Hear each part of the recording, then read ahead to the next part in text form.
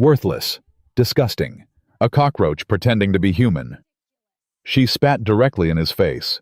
The saliva dripped down Marcus Johnson's cheek as 300 employees watched in frozen silence.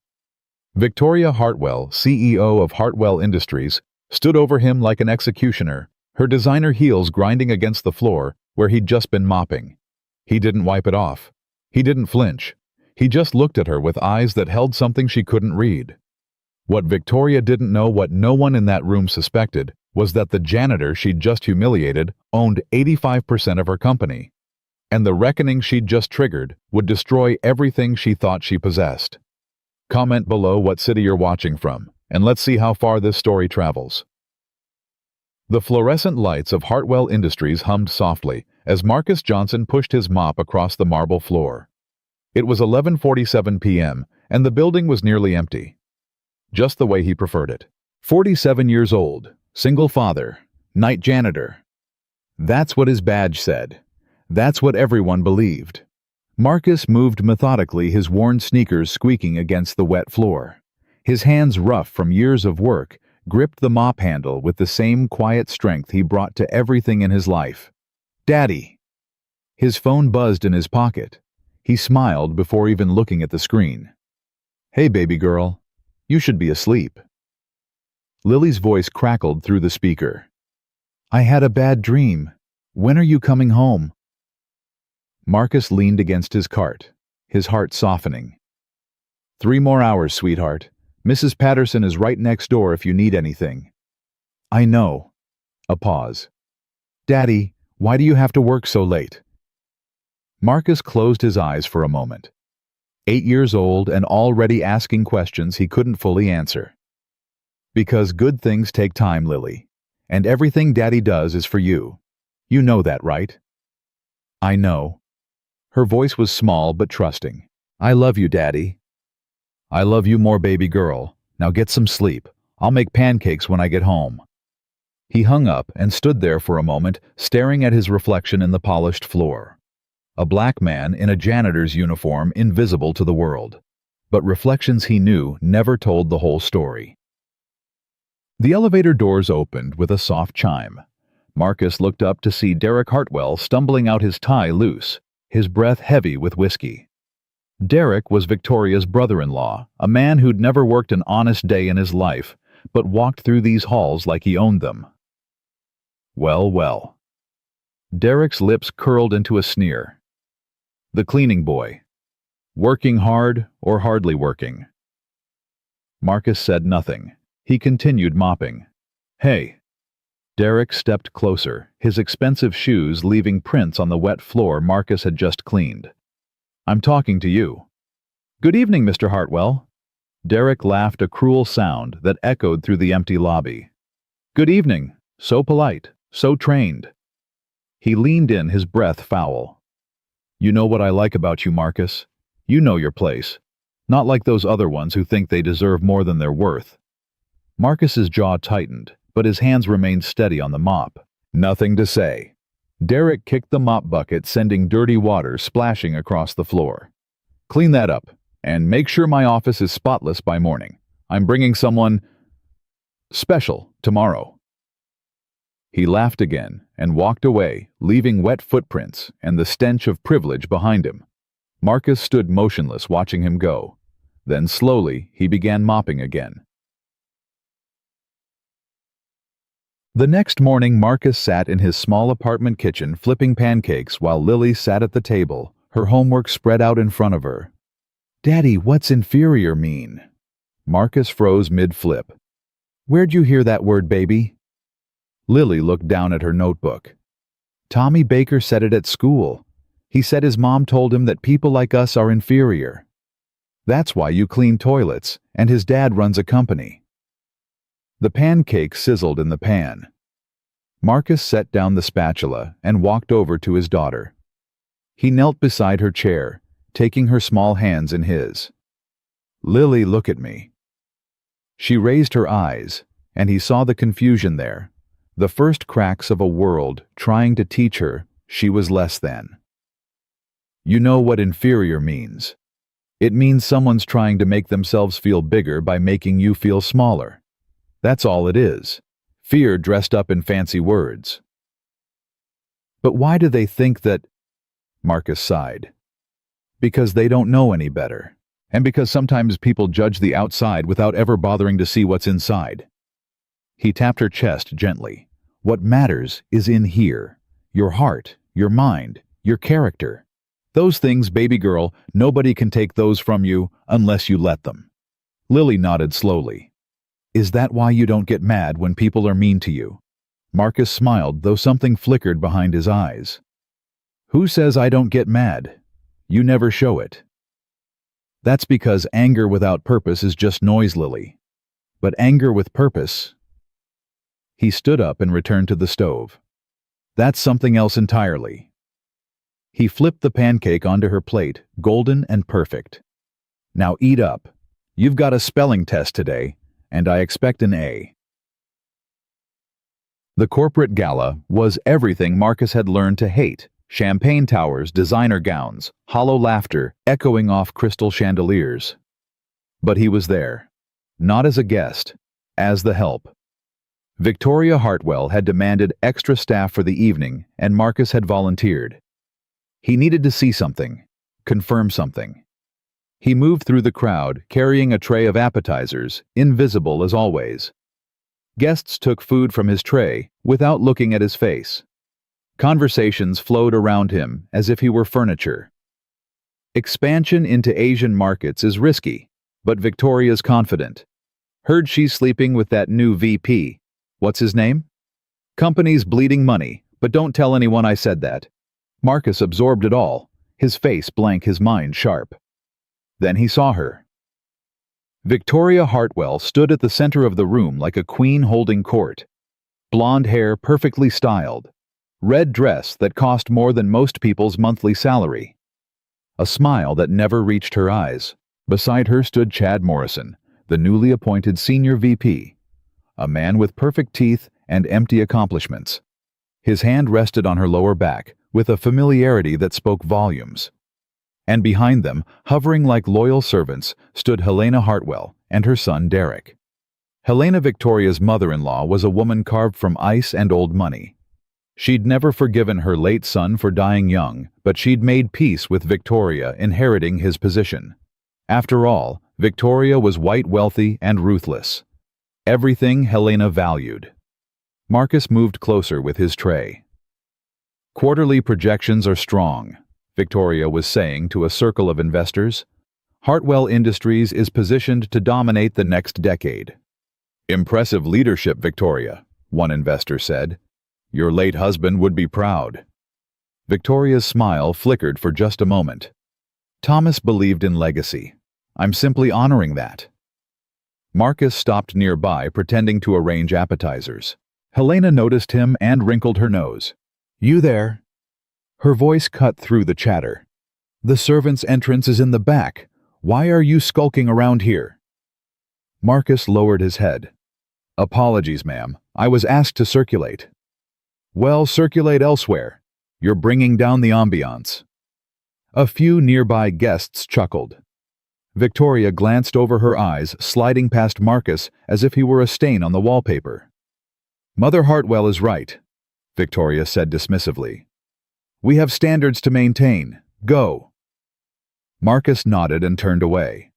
But as he walked, his eyes caught something Victoria's hand, slipping a folded paper to Chad, their fingers intertwining briefly. He filed it away in his mind and disappeared into the crowd.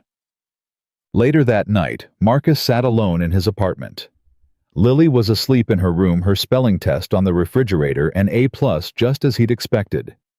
He pulled out a worn photo album and opened it to the first page. Catherine Hartwell stared back at him. Beautiful. Kind. Brilliant. The woman who had seen him when no one else did. The woman who had loved him despite her family's fury. They erased you, Cat, he whispered to the photo. They took your name off everything, pretended you never existed. But I remember. He turned the pages slowly. Photos of their wedding, a small ceremony, no family present from her side. Photos of Catherine pregnant, glowing with joy. Photos of baby Lily just hours old, cradled in her mother's arms. And then, nothing. Cancer took Catherine 3 years after Lily was born. Quick and cruel, like a thief in the night. But before she died, Catherine had done something her family never knew. She'd transferred everything, every patent, every share, every piece of the empire she'd secretly built to Marcus. Through shell companies and blind trusts, through layers of legal protection, her family's lawyers never thought to investigate. Because to them, Marcus was nobody. A poor black man who'd seduced their daughter. Unworthy of attention, let alone suspicion. They never knew that Catherine had been the true architect of Hartwell Industries. That her designs, her innovations, her vision had built the foundation the company stood on. And they never knew that when she died, everything went to her husband. Marcus closed the album and pulled out a locked box from beneath his bed. Inside were documents, shareholder certificates, trust agreements, legal filings. 85% of Hartwell Industries, all his. He'd been watching, waiting, protecting the company from Victoria's reckless decisions through anonymous objections and proxy votes. But patience, he was learning, had limits. 3 weeks later, the all-hands meeting was packed. Every employee at Hartwell Industries had been summoned to the main auditorium, a rare occurrence that sent rumors flying through every department. Marcus stood at the back with his mop and cart, invisible as always. Lily was at school, blissfully unaware of what today might bring. Victoria took the stage to thunderous applause, most of it mandatory. She wore a white suit, pristine and powerful, her blonde hair catching the light. "Thank you all for being here," she began, her voice amplified through the speakers. "Today marks a new chapter for Hartwell Industries." The screen behind her lit up with projections, charts, graphs, numbers that looked impressive to those who didn't know better. "We're expanding, aggressively. New markets, new territories, new dominance. And to achieve that, we're restructuring, cutting dead weight." She smiled, but it was the smile of a predator. Efficiency is everything, and some positions frankly have become obsolete. Murmurs rippled through the crowd. Fear flickered across faces. Victoria's eyes scanned the auditorium and stopped on Marcus. "Speaking of obsolete," her voice dropped cold and deliberate. "Some of you may have noticed we have support staff here today. People who typically know their place is behind the scenes." Derek laughed from the front row. Helena nodded approvingly.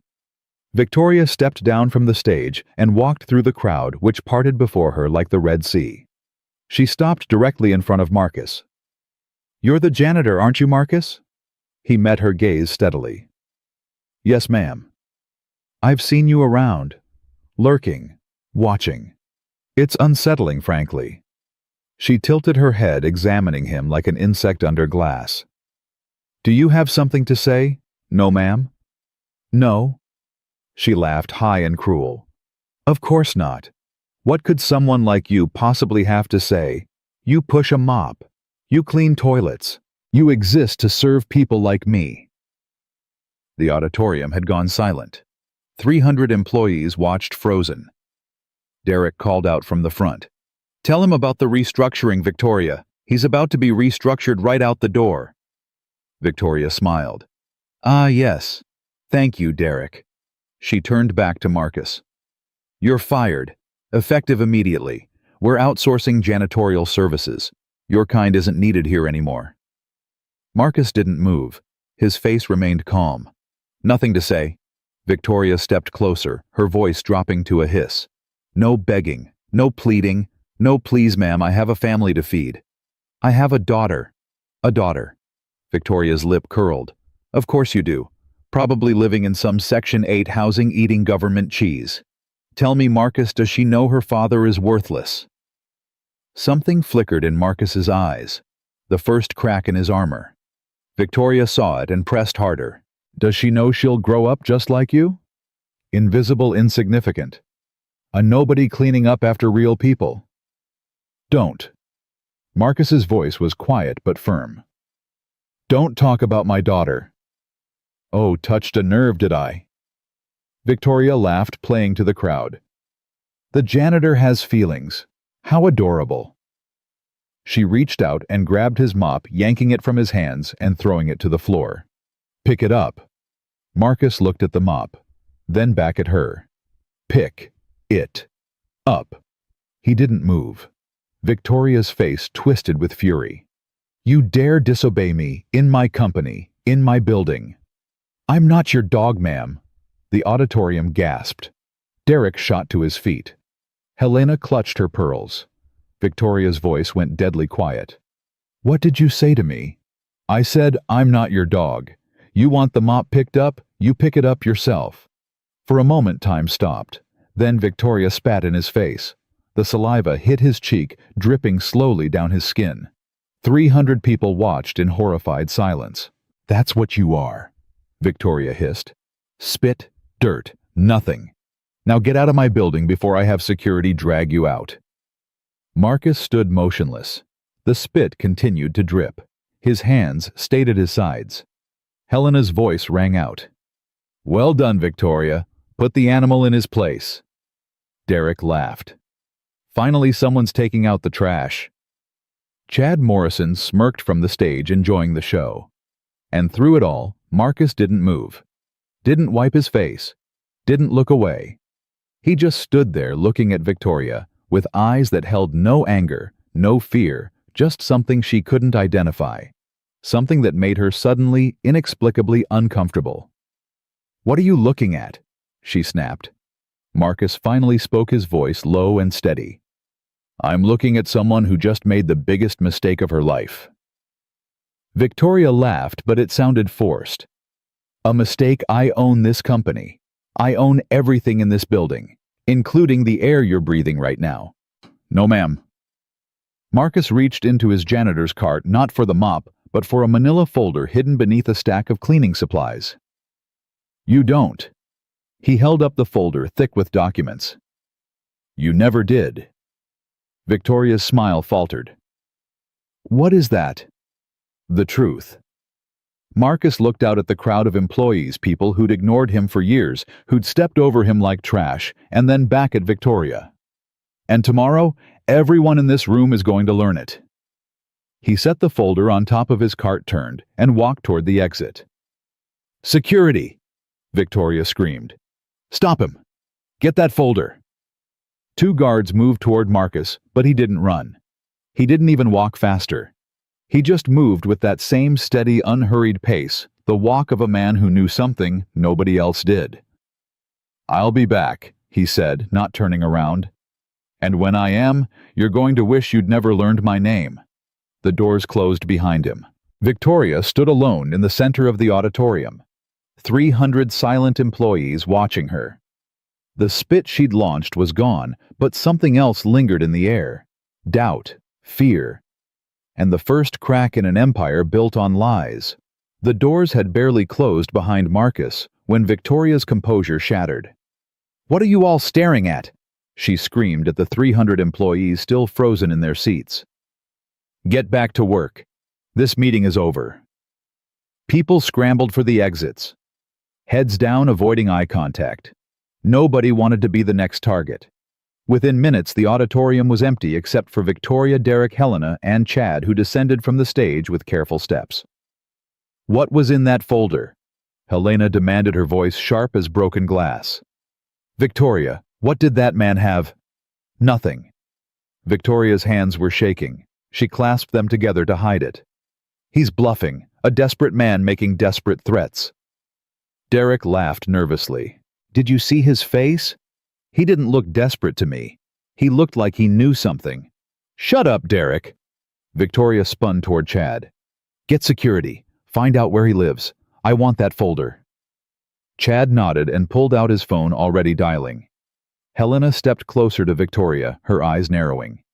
You spat on him, in front of the entire company. If he has anything at all that was remarkably stupid. He's a janitor, Mother Hartwell. Victoria's voice cracked slightly. What could he possibly have? Then why are your hands shaking? Victoria said nothing. She stared at the doors Marcus had walked through, and for the first time in years, she felt something she hadn't experienced since clawing her way to the top. Fear. Marcus drove his old Honda Civic through the evening traffic, his mind quiet despite the chaos he'd just ignited. The manila folder sat on the passenger seat beside him, thick with documents that could end Victoria Hartwell's reign with a single signature. But not yet. The timing had to be perfect. His phone rang. He glanced at the screen and answered immediately. "Mrs. Patterson, is Lily okay?" "She's fine, Marcus, doing her homework like an angel." The elderly neighbor's voice was warm and reassuring. "But she's been asking when you're coming home, said something about making cookies together." Marcus smiled despite everything. "Tell her I'll be there in 20 minutes. And Mrs. Patterson, thank you. For everything." "You don't need to thank me, Marcus. That little girl is a joy, just like her mama was." The words hit him in the chest. He swallowed hard. "I'll see you soon." He hung up and drove in silence, the weight of the day pressing down on him. Victoria's spit had dried on his cheek hours ago. He'd wiped it off in the parking lot, but the humiliation lingered like a bruise that wouldn't fade. Not for him. He'd suffered worse. But the thought of Lily growing up in a world where people like Victoria could treat others like garbage and face no consequences that burned in a way he couldn't extinguish. Catherine's voice echoed in his memory. "Promise me, Marcus. Promise me you'll show Lily that dignity isn't something anyone can take from you. It's something you choose to keep."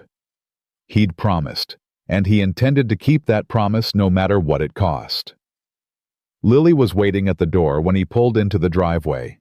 She launched herself at him before he'd even closed the car door, her small arms wrapping around his waist. "Daddy, you're home early." Marcus lifted her up, holding her close. "I told you I'd make cookies, didn't I? Chocolate chip? Is there any other kind?"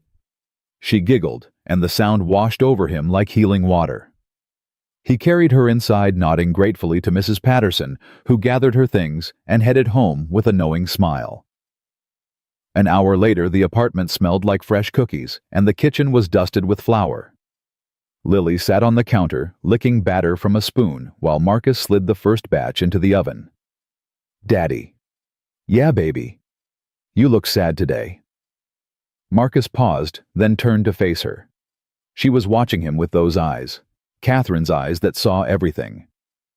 "I had a hard day at work," he admitted. "Did someone be mean to you?"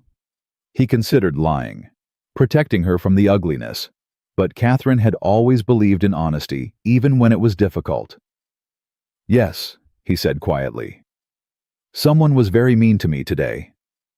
Lily's face crumpled with concern. "Why?" "You're the nicest person I know." Sometimes people are mean because they're scared, Lily, or because they're hurting inside and don't know how to deal with it. Or sometimes... He paused, choosing his words carefully. Sometimes they're just not very good people. "What did you do?" "I walked away." Lily frowned. "But that's not fair. You should tell them they're wrong." Marcus knelt down to her level, taking her flour-covered hands in his. "You know what Mommy used to say? She said the best revenge isn't yelling or fighting. It's becoming so successful that the people who hurt you have to watch you win." "Is that what you're gonna do?" Marcus smiled, and there was something in that smile that hadn't been there before, something sharp and certain. "That's exactly what I'm gonna do, baby girl." The next morning, Victoria sat in her corner office staring at her phone. She'd barely slept. Every time she closed her eyes, she saw Marcus's face, that infuriating calm, that knowing look, those words that kept echoing in her skull. "You're going to wish you'd never learned my name." Her desk phone buzzed. "Ms. Hartwell, there's a Sandra Mitchell here to see you." Victoria straightened in her chair. Sandra was one of the few black executives at Hartwell Industries, a woman who'd climbed her way up through pure ambition and a willingness to play whatever game was necessary. Victoria had always found her useful. "Send her in." Sandra entered with confidence, her tailored suit impeccable, her smile perfectly calibrated. She was 42, sharp-featured, with eyes that never missed an opportunity. "You wanted to see me." "Close the door." Victoria waited until they were alone. "Tell me what you know about Marcus Johnson." Sandra's eyebrow rose slightly. "The janitor I know, he's been here about 5 years. Keeps to himself. Has a daughter. Why, I need more than that." Then Victoria leaned forward. "I need everything. Where he lives, where his daughter goes to school, his bank accounts, his history, everything." Sandra studied Victoria's face, reading the desperation there. This was an opportunity, she could smell it. "May I ask why?" "Because yesterday he threatened me. Claimed to have documents that could damage the company." Victoria's voice hardened. "He's lying, obviously. But I need to be certain." Sandra nodded slowly, her mind already calculating the angles. If she delivered for Victoria, the rewards could be substantial. Senior VP, board seat, real power. "I'll see what I can find." "Quickly, Sandra, and discreetly. I don't want anyone knowing about this." "Of course." Sandra turned to leave, then paused at the door. "Victoria, what exactly did you do to him?" Victoria's jaw tightened. "I put him in his place, that's all." Sandra nodded again, but something flickered in her eyes. She'd heard rumors about yesterday's meeting. The whole building was buzzing with whispers about what had happened in that auditorium. She left without another word, already planning her next move. That evening, Sandra found Marcus in the parking garage. He was walking to his car, still in his janitor's uniform, his cart stored away for the night. "Marcus Johnson." He turned, his expression guarded. "Can I help you? I'm Sandra Mitchell, VP of Operations." She extended her hand, and after a moment he shook it. "I heard about what happened yesterday. I wanted to say I'm sorry." Marcus studied her carefully. "Did Victoria send you?" "What, no." Sandra shook her head, her performance flawless. "I came because, well, frankly, I was disgusted. What she did was wrong, racist, inexcusable. And yet, you still work for her." The words landed like a slap, but Sandra recovered quickly. "I'm trying to change things from the inside. It's not easy being one of the only black faces in leadership here. You know how it is." Marcus said nothing. His silence made Sandra uncomfortable in a way she wasn't used to. "Look," she continued, "I just wanted you to know that not everyone here agrees with how you were treated. If there's anything I can do, if you need someone to talk to, I'm here." Marcus tilted his head slightly. "Why would you risk that Victoria's not someone who tolerates disloyalty?" "Because some things are more important than playing it safe." Sandra met his eyes, projecting sincerity with practiced ease. "We have to look out for each other, right?" A long moment passed. Then Marcus nodded slowly. "I appreciate that, Ms. Mitchell. I really do." Sandra smiled warmly. "Call me Sandra. And here," she pressed a business card into his hand, "my personal number, if you ever need anything." She walked away, her heels clicking against the concrete. As soon as she was out of sight, she pulled out her phone and dialed Victoria. "He bought it. Give me a few weeks. I'll find out everything he's hiding." Across the city, in a modest cemetery on the outskirts of town, Marcus stood before Catherine's grave. The headstone was simple, she'd wanted it that way. Just her name, the dates, and a single phrase she'd chosen herself: "Love never dies." "They still don't know," Marcus said quietly, as if she could hear him. "Your mother, your brother's wife. They walk around that building like they built it with their own hands. They don't remember that it was you, your patents, your designs, your vision." The evening wind rustled through the trees. Marcus knelt down and placed a small bouquet of wildflowers against the stone. "Victoria spat on me yesterday, in front of everyone." He laughed softly, without humor. "Part of me wanted to tell her right then. Wanted to see her face when she realized the man she called worthless owns everything she thinks is hers." He was quiet for a moment, his hand resting on the cold stone. "But that's not how you would have wanted it, is it? You always said the truth should serve a purpose, not just revenge justice. Real justice that changes things. He stood slowly, his joints aching from kneeling on the hard ground. Lily's doing good, cat. Smart as hell. Beautiful. Got your eyes and your stubbornness. He smiled. She's the best thing I've ever done. The best thing we ever did. He kissed his fingers and pressed them to the headstone. Soon, baby, I promise. Everyone's going to know who really built that empire. And our daughter is going to hold her head high knowing her mama was a genius they tried to erase. He walked away as the sun set behind him, painting the sky in shades of orange and gold. The next 2 weeks moved quickly. Sandra made herself indispensable to Marcus, showing up with coffee during his breaks, asking about Lily, listening with apparent sympathy, as he shared carefully selected pieces of his life. What she didn't know was that Marcus had recognized her game from the first moment. 30 years of reading people of surviving as a black man in spaces that didn't want him had given him instincts that couldn't be fooled by a polished smile. But he played along, fed her harmless information, let her believe she was getting close. Meanwhile, he made his own moves. Late at night, after Lily was asleep, he met with lawyers, not the flashy downtown firms that Victoria used, but quiet, careful attorneys who specialized in corporate warfare. They reviewed Catherine's documents, verified every signature, prepared for what was coming. It's airtight, his lead attorney said one night, spreading papers across the dining table. Your late wife structured this brilliantly. The shell companies are untraceable to you. The trusts are ironclad. Victoria Hartwell has been running a company she has no legal claim to for the past 5 years. What about the board? They'll have no choice. Once you reveal ownership, you can call an emergency meeting and remove her as CEO immediately. Legally, she's been operating under false pretenses. Marcus nodded slowly. And the employees? The ones who will be caught in the crossfire?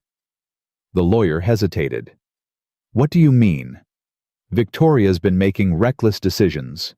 Bad investments. Expansion plans that don't add up. If she stays in charge much longer, those 3,000 people are going to lose their jobs. Marcus leaned forward. I didn't spend 5 years protecting this company from the shadows just to let her burn it down. Then move soon. The quarterly board meeting is in 3 weeks. If you present your claim there, I'll be ready. At Hartwell Industries, Victoria was growing more paranoid by the day. Security had found nothing at Marcus's apartment, just a single father living modestly with his daughter. No hidden documents, no mysterious connections, but the board was asking questions. Word had spread about the incident at the all-hands meeting. Several major shareholders had called demanding explanations. The company's stock had dipped slightly, not a crash, but enough to make people nervous. You need to fix this, Helena said during one of their private meetings. This little stunt with the janitor is becoming a distraction. I'm handling it. Are you? Because from where I'm sitting, you're losing control. Helena's voice was ice. Thomas would have never let something like this spiral. Victoria's fist clenched under the table. Thomas, her dead husband. The man everyone compared her to, even though he'd been a mediocre businessman at best. Thomas isn't here, she said through gritted teeth. I am. Then act like it. Helena stood gathering her purse. Find out what that janitor has, destroy it, and make sure he never speaks again legally or otherwise. She left without another word. That night, Sandra finally found something. She'd been digging through old personnel files when she noticed a discrepancy. Marcus's employment record showed he'd been hired 5 years ago, right around the time the company had nearly gone bankrupt. The same time a mysterious investor called MJ Capital had swooped in with a massive cash injection that saved everything. MJ Capital. Marcus Johnson. Sandra's blood went cold. She dug deeper, pulling financial records she shouldn't have had access to. The trail was complicated. Shell companies, blind trusts, offshore accounts, but the pieces were starting to fit together. If she was right, Marcus Johnson wasn't just a janitor. He was the majority owner of Hartwell Industries. Sandra sat back in her chair, her mind racing. This information was worth more than anything Victoria could offer her. The question was how to use it. She could tell Victoria, ingratiate herself further, hope for promotion and protection. Or she could approach Marcus, offer to help him, switch sides while she still could. She thought about the way Victoria had spat on him, the cruelty in her voice, the casual racism that permeated every level of this company. But she also thought about power, about survival, about the simple truth that in her world, loyalty was just another currency to be traded. In the end, Sandra made her choice. The next morning, Victoria's phone buzzed with a text from Sandra. Found something. Need to meet. Urgent. 2 hours later, they sat in Victoria's office behind closed doors. Sandra laid out everything she'd discovered, the shell companies, the mysterious investor, the timeline that matched too perfectly to be coincidence. Victoria's face went from confusion to disbelief to horror in the span of 60 seconds. "You're telling me," she said slowly, "that the janitor, the man I spat on in front of my entire company, owns 85% of Hartwell Industries." Sandra nodded her stomach tight. "That's what the evidence suggests." "That's impossible." Victoria shook her head violently. "How? Why would anyone? I don't know. But if I'm right, everything you think you own actually belongs to him. And after what you did..." Sandra let the implication hang. Victoria was silent for a long moment. Then slowly, a strange calm settled over her features. "Who else knows about this?" "No one, just me." "You're sure? Positive?" Victoria nodded, her mind working behind her eyes. "Good. Then we keep it that way. If this gets out before I can find a way to fix it, everything falls apart." "What are you going to do?" Victoria's smile was thin and dangerous. "Whatever I have to." But across town, Marcus was already 3 moves ahead. He stood in front of his bathroom mirror, adjusting the tie Catherine had given him on their 5th anniversary. He'd kept it all these years, waiting for the right moment to wear it again. That moment was coming. He looked at his reflection.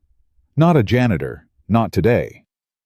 Today he saw the man Catherine had always believed in. The man who'd built a life from nothing, loved deeply, lost everything, and still refused to break. 3 more days, he said to himself. 3 more days, and they'll all know the truth. His phone buzzed. A text from Sandra. "Victoria knows. She's planning something. Be careful." Marcus stared at the message for a long moment. Then slowly, he smiled. Sandra thought she was playing both sides. Thought she could hedge her bets and come out on top no matter who won. She didn't realize that Marcus had been watching her from the beginning. That every piece of information he'd shared with her had been carefully calculated. That he'd wanted her to find the connection to MJ Capital.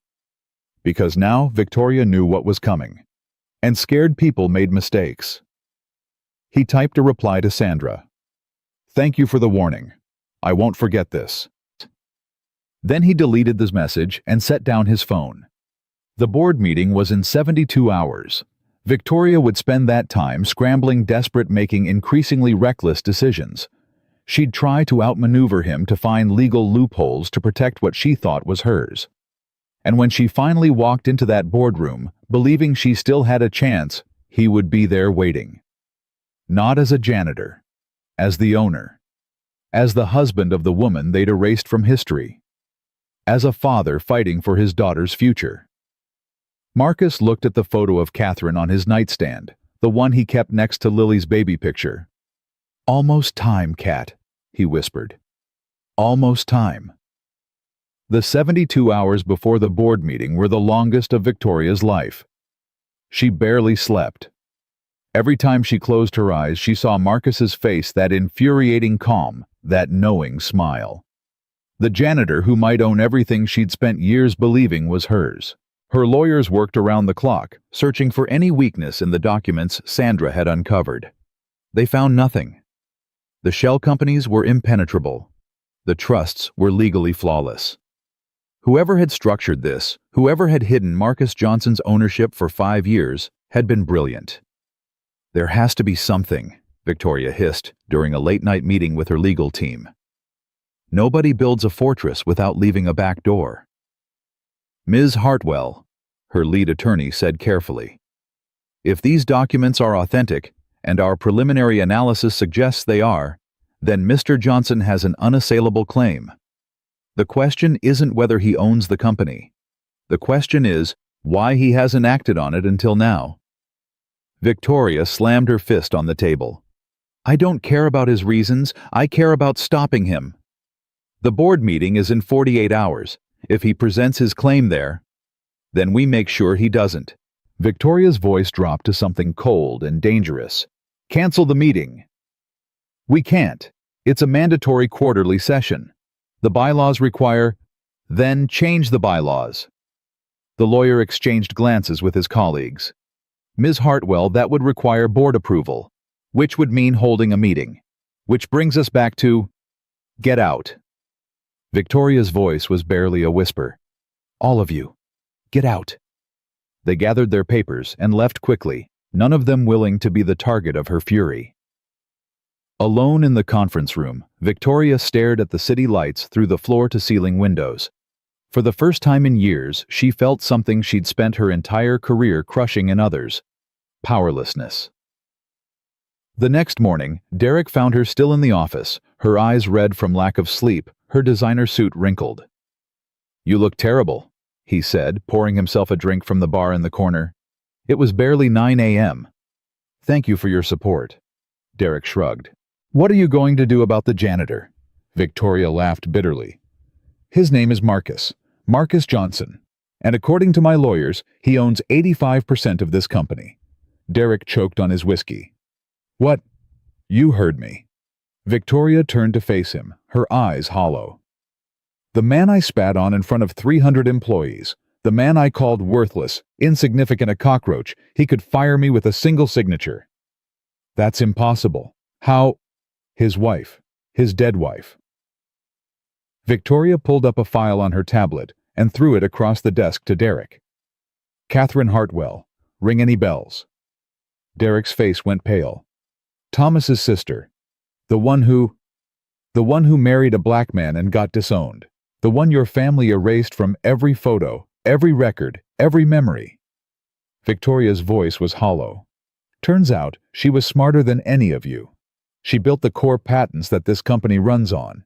And before she died, she transferred everything to her husband. Derek set down his drink with shaking hands. Mother doesn't know about this. Nobody knows. That's the problem. We've been living in a house that belongs to someone else, and now he's coming to collect the keys. The office door opened, and Helena walked in without knocking. She took one look at their faces and stopped cold. What happened? Victoria and Derek exchanged glances. There was no point hiding it anymore. Sit down, Mother Hartwell, Victoria said quietly. There's something you need to know. 20 minutes later, Helena sat motionless in her chair, her face a mask of stone. She hadn't spoken since Victoria finished explaining. The silence in the room was suffocating. Finally, she spoke. Catherine. Yes. My daughter. Helena's voice cracked slightly, the first emotion Victoria had ever seen her show. The one I disowned, Derek finished quietly. Because she married Marcus. Helena closed her eyes. For a moment she looked her age, an old woman carrying decades of regret. Then her expression hardened again. What do we do? Victoria shook her head. I don't know. My lawyers say his claim is solid. If he presents it at the board meeting tomorrow, then we stop him before he gets there. Victoria frowned. What do you mean? Helena stood her movements stiff but determined. I mean, I'll talk to him. Mother to... She paused, the words seeming to stick in her throat. I'll offer him money. A settlement. Enough to disappear quietly. You think that will work? Everyone has a price. Helena gathered her purse. Even janitors. She left without waiting for a response. Victoria watched her go, something uneasy stirring in her chest. "She's wrong," Derek said quietly. Victoria turned to him.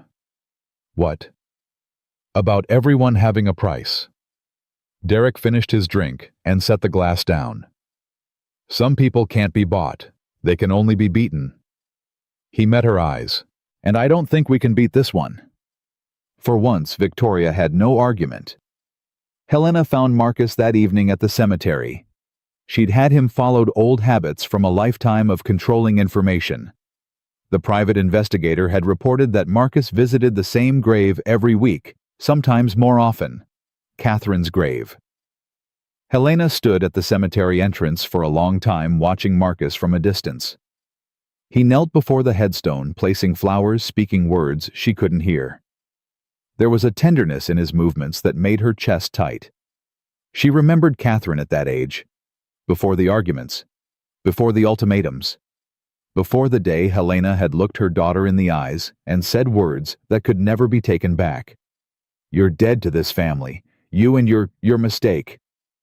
Catherine had cried, begged, and Helena had turned away, choosing pride over her own child. Now, 20 years later, she walked toward the man her daughter had loved enough to lose everything for. Marcus heard her approaching and stood slowly. His expression when he saw her was unreadable. "Mrs. Hartwell." "Mr. Johnson?" Helena stopped a few feet away, her hands clasped in front of her. "I apologize for intruding. Do you—" The question hung in the air. Helena forced herself to meet his eyes. "I know who you are," she said. "I know what you own. I've come to make you an offer." Marcus said nothing. He simply waited. $20 million. Helena kept her voice steady, businesslike. "Transferred to any account you choose. In exchange, you sign over your shares and walk away. You and your daughter can live comfortably for the rest of your lives. Start over somewhere new. Forget any of this ever happened." Marcus looked at her for a long moment. Then he turned back to Catherine's grave. "Did you know she was sick?" Helena blinked. "What?" "Catherine, when she was dying. Did you know?" The question cut deeper than Helena expected. She felt something crack in her chest. "No. I didn't. We weren't in contact." "She wanted to call you." Marcus's voice was quiet, steady. "At the end, she kept asking me to dial your number. Said she wanted to hear your voice one more time. Wanted you to meet Lily." Helena's composure began to crumble. "I didn't. I told her no." Marcus turned to face her, and there was something terrible in his eyes.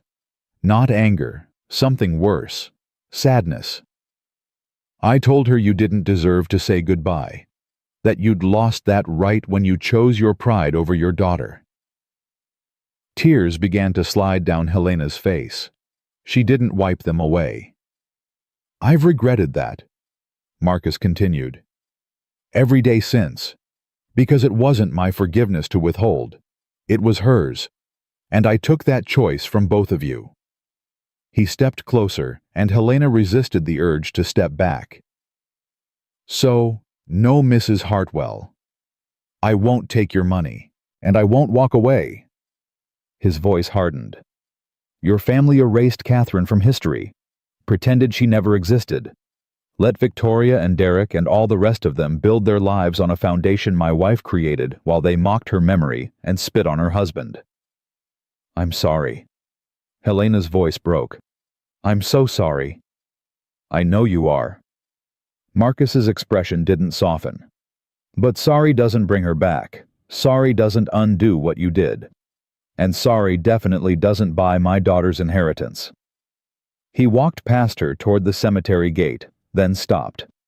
"Tomorrow at the board meeting, everyone will learn the truth. Your grandchild will take her rightful place. And the people who humiliated me, who would have humiliated Lily, the same way will face consequences. Marcus, please. Go home, Mrs. Hartwell." His voice was tired now. "Pray if you believe in it, but don't come to me again." He left her standing alone among the graves, an old woman finally confronting the weight of choices she could never undo. The morning of the board meeting arrived gray and cold. Victoria had spent the night preparing for every possible scenario. She had backup plans for her backup plans. She'd briefed her allies on the board, promised favors, called in debts. If Marcus Johnson wanted a war, she would give him one. Derek and Helena arrived early, their faces drawn. Chad Morrison paced near the coffee station, checking his phone every 30 seconds. Sandra sat in the corner trying to look invisible while her mind raced through exit strategies. The boardroom filled slowly. 12 members took their seats around the long table, their expressions ranging from curious to concerned. Word had spread about irregularities, vague rumors of a challenge to leadership, but nobody knew the specifics. At exactly 9 a.m., the doors opened. Marcus Johnson walked in. He wasn't wearing a janitor's uniform. He wore a charcoal gray suit, simple but well-tailored, with a tie that Victoria didn't recognize. His shoes were polished. His posture was straight. He moved with the quiet confidence of a man who knew exactly what he was about to do. Beside him walked a woman in her 50s with silver-streaked hair and sharp eyes. Victoria recognized her immediately. Margaret Chen, one of the most respected corporate attorneys in the country, the kind of lawyer you hired when you wanted to end careers. Behind them came 2 more attorneys carrying boxes of documents. The boardroom went silent. Victoria rose to her feet. "Mr. Johnson, this is a closed meeting. You need to leave immediately." Marcus looked at her calmly. "I'm a shareholder, Mrs. Hartwell. I have every right to be here." "You're a janitor. You were terminated from this company. Security—" "Before you call security," Margaret Chen interrupted smoothly, "perhaps you should review these." She gestured to her associates, who began distributing folders to each board member. "What you're receiving is documentation proving that my client Marcus Johnson is the majority shareholder of Hartwell Industries. 85% ownership to be precise." Murmurs rippled through the room. Board members opened their folders, their expressions shifting from confusion to shock. "This is absurd," Victoria said, but her voice was shaking. "Those documents are forgeries." "They've been verified by 3 independent law firms," Margaret replied, "including, I might add, the firm that represents this board. You're welcome to call them." One of the senior board members, a gray-haired man named Robert Hayes, looked up from his folder. "Victoria, is there any truth to this?" Victoria's mouth opened, but no words came out. Marcus stepped forward. "If I may, Mr. Hayes." Robert nodded slowly. "Please." Marcus walked to the head of the table, Victoria's spot, and stood there calmly. He didn't demand she move. He didn't need to. She stepped aside on instinct, and the symbolism wasn't lost on anyone in the room. 22 years ago, Marcus began, I married Catherine Hartwell. Some of you may not recognize that name. The Hartwell family did everything they could to erase her from history after she chose to marry me, a black man from a poor neighborhood who worked construction to pay his way through night school. He paused, letting the words settle. What they didn't erase were her contributions to this company. Catherine was a brilliant engineer. She designed the core patents that Hartwell Industries is built on, the same patents that generate 40% of your annual revenue. She did this work before we married, while she was still living under her family's roof. And when they disowned her, she took those patents with her. Derek shifted uncomfortably in his seat. Helena stared at the table, unable to meet anyone's eyes. My wife died 8 years ago. Cancer. Fast and cruel. Marcus's voice remained steady, but something flickered behind his eyes. Before she passed, she structured her assets to protect our daughter's inheritance. Everything she owned, the patents, the shares she'd accumulated, the rights to technologies this company still profits from, she placed in trusts that I control until our daughter comes of age.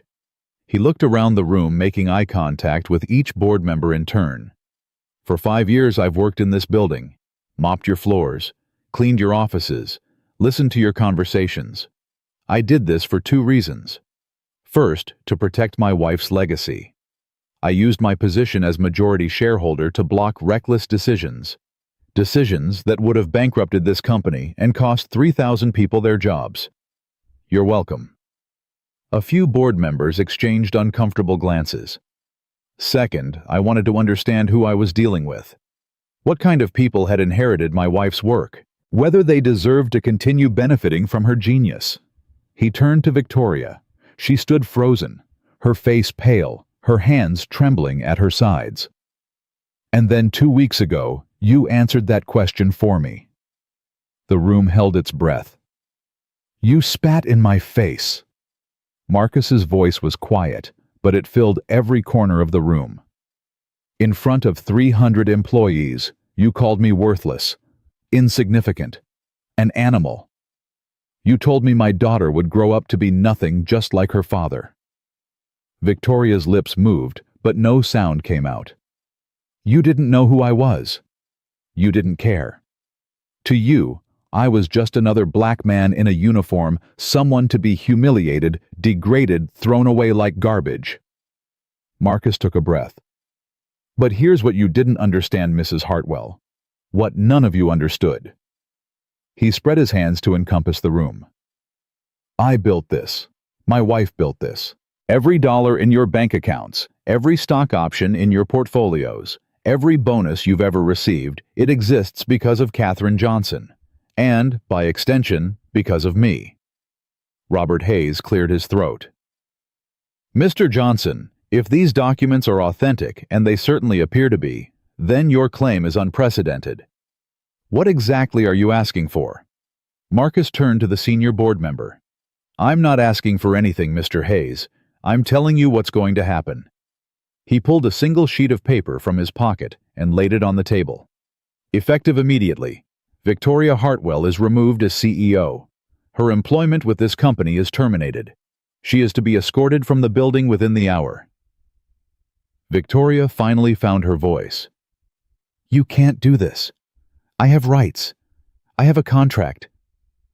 Your contract, Margaret Chen interrupted, was signed under false pretenses. You've been operating this company as if you owned it, when in fact you had no equity stake whatsoever. Your position was entirely dependent on your marriage to Thomas Hartwell, who, I might add, had no ownership stake either after his sister's departure. This is insane. Derek jumped to his feet. We won't accept this. The board won't. The board, Robert Hayes said firmly, will do what is legally required. He looked at Derek with something like disgust. Sit down, Mr. Hartwell. You're embarrassing yourself. Derek sat. Marcus continued reading from his paper. Derek Hartwell and Helena Hartwell are banned from company property. Any positions they hold, formal or informal, are terminated. They will have no further influence on company operations. Helena made a small sound, something between a gasp and a sob. She didn't look up. Sandra Mitchell. Marcus turned to the corner where Sandra sat frozen. You approached me under false pretenses, pretended to be my ally while reporting everything I said to Victoria. You traded your integrity for a chance at advancement. That's your choice to live with. But you won't be making it on my company's payroll. You're terminated effective immediately. Sandra's face crumbled. Marcus, I was trying to help you. At the end, I warned you. You warned me because you were hedging your bets, playing both sides until you knew who would win. Marcus shook his head. I don't work with people I can't trust. He set down the paper and looked around the room one final time. To the rest of you, the board members, the executives, the employees who had no part in what happened to me, I have no quarrel with you. My interest is in protecting this company and honoring my wife's legacy. If you do your jobs with integrity, you have nothing to fear from me. He picked up the paper again. There's one more announcement. Effective today, Hartwell Industries will be renamed. From now on, this company will be known as Katherine Johnson Industries, in honor of the woman who built its foundation and was erased from its history. The room erupted. Board members shouted questions. Derek was on his feet again, yelling something about lawyers. Helena sat motionless, tears streaming down her face. Sandra gathered her things and fled toward the door. But Victoria stood still. She stared at Marcus with an expression that had moved beyond anger, beyond fear, into something that looked almost like recognition, as if she was finally seeing him clearly for the first time. "You planned this," she said quietly, her voice cutting through the chaos. "From the beginning. The janitor job. The 5 years of silence. You were waiting." Marcus met her eyes. "I was learning. There's a difference." "Learning what?" "Whether you deserved mercy." Victoria swallowed hard. "And?" Marcus was quiet for a long moment. The noise in the room faded as everyone strained to hear his answer. "My wife believed in second chances. She believed people could change. She forgave her family and her heart, even though they never asked for it." He took a step closer to Victoria. "But I'm not my wife, and some things can't be forgiven." He turned and walked toward the door. Margaret Chen and her team fell into step behind him. "Security will escort you out, Mrs. Hartwell," he said without looking back. "Don't make this harder than it needs to be." "Wait," Victoria's voice cracked. "Please, just wait." Marcus stopped his hand on the door. "I have a daughter too," Victoria said. "Emma. She's 14. She had nothing to do with any of this. If you take everything the company, the money, the reputation, she'll suffer for my mistakes." The room went silent again. Marcus turned slowly. For the first time, something other than cold determination flickered across his face. "Your daughter will not be touched. Any inheritance she's entitled to from her father's estate will remain hers." He paused. "I'm not interested in punishing children for the sins of their parents. That's what your family did to my wife. I won't repeat it." Victoria's face contorted with something that might have been gratitude or grief or both.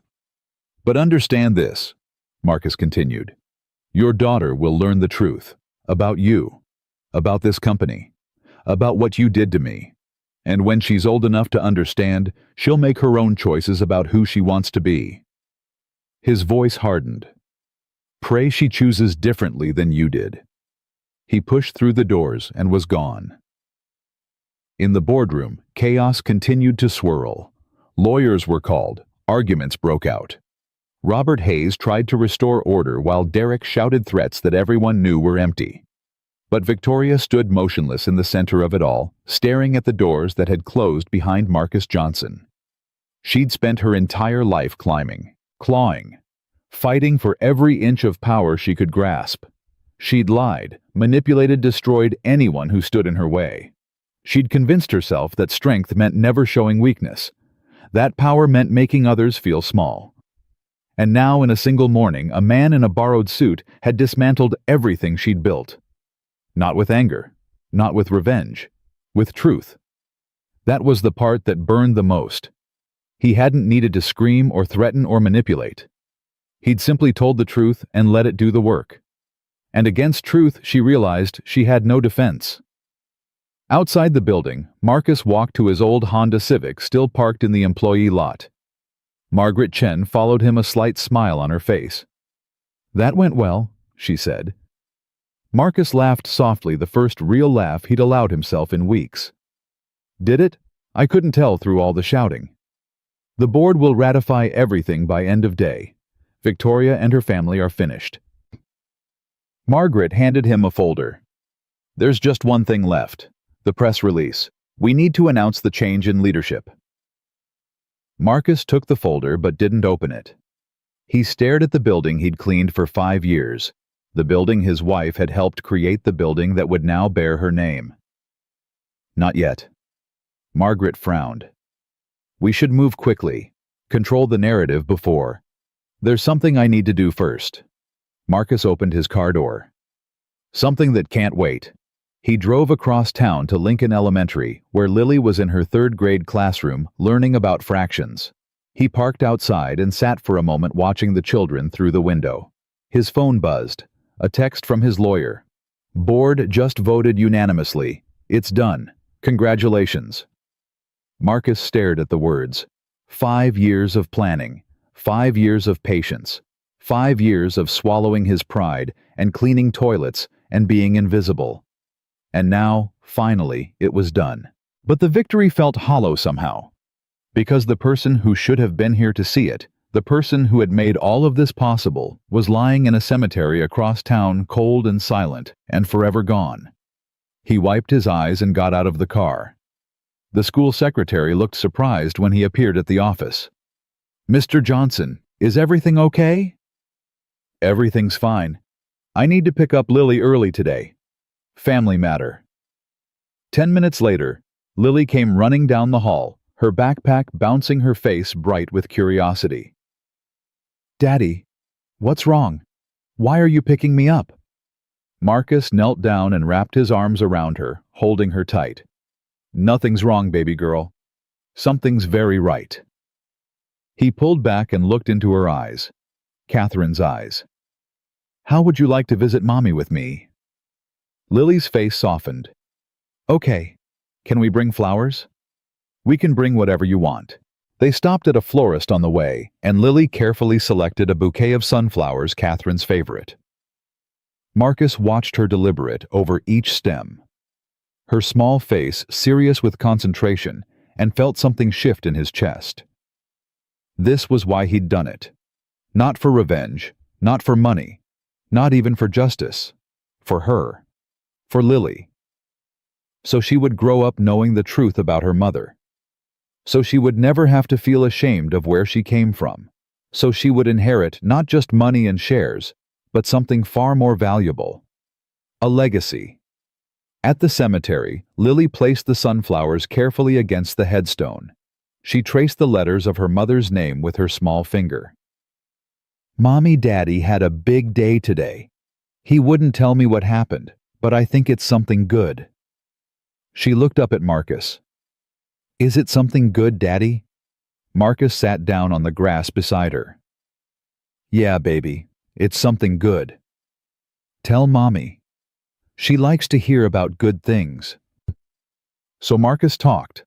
He told Catherine everything about the board meeting, about Victoria's face, about Helena's tears, about the company that would now carry Catherine's name. He talked until his voice grew hoarse and the sun began to set behind the trees. Lily fell asleep against his shoulder, her small body warm and trusting. Marcus sat there in the gathering darkness, his daughter in his arms, his wife's grave before him. "I kept my promise, Cat," he whispered. "Everyone knows now. Everyone will remember." The wind rustled through the trees, and for just a moment he could almost hear her voice. "I never doubted you." He closed his eyes and let the peace wash over him. The war was over. Now came the harder part, learning how to live in the aftermath. The news broke the following morning like a thunderclap. Every major business outlet carried the story. Janitor revealed as majority owner of Hartwell Industries. CEO terminated after shocking boardroom coup. The hidden heir, how one man dismantled a corporate dynasty. Marcus watched the coverage from his kitchen table while Lily ate her cereal, oblivious to the storm swirling around her father's name. His phone hadn't stopped buzzing since dawn. Reporters, investors, board members, people he'd never met, wanting interviews, statements, comments. He turned the phone face down and focused on his daughter. "Daddy, why do you keep looking at your phone like that?" "Like what, baby?" "Like it's gonna bite you." Marcus laughed despite himself. "Because sometimes phones do bite. They bring news you're not ready for." Lily tilted her head, considering this. "Is it bad news?" "No." He reached across the table and squeezed her hand. "It's good news. Really good. But good news can be scary too." "That doesn't make sense." "It will someday." He stood and kissed the top of her head. "Finish your breakfast. Mrs. Patterson's coming over while Daddy handles some things." "Work things." "Yeah, baby, work things." The first order of business was the company itself. Marcus arrived at Catherine Johnson Industries. The name change had been processed overnight to find controlled chaos. Employees clustered in hallways whispering. Security guards looked uncertain about who they should be protecting. Executives who'd spent years ignoring him now snapped to attention when he walked past. Margaret Chen met him at the elevator. "The press is camped outside. We've had 47 interview requests since midnight. 3 board members want emergency meetings. And Victoria Hartwell's lawyers have already filed a preliminary injunction to freeze the ownership transfer." Will it hold? Not a chance. It's a delay tactic. She knows she's lost, but she's going to make this as painful as possible. Marcus nodded slowly. "What about the employees? How are they taking it?" Margaret raised an eyebrow. "That's your first concern. Not the legal challenges or the press coverage. The legal stuff will sort itself out. The press will move on to the next story. But those 3,000 people in this building, they're scared. They don't know if they're going to have jobs tomorrow. That matters more than headlines."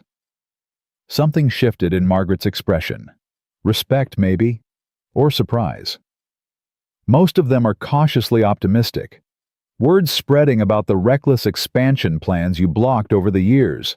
People are starting to realize you've been protecting their jobs without them even knowing.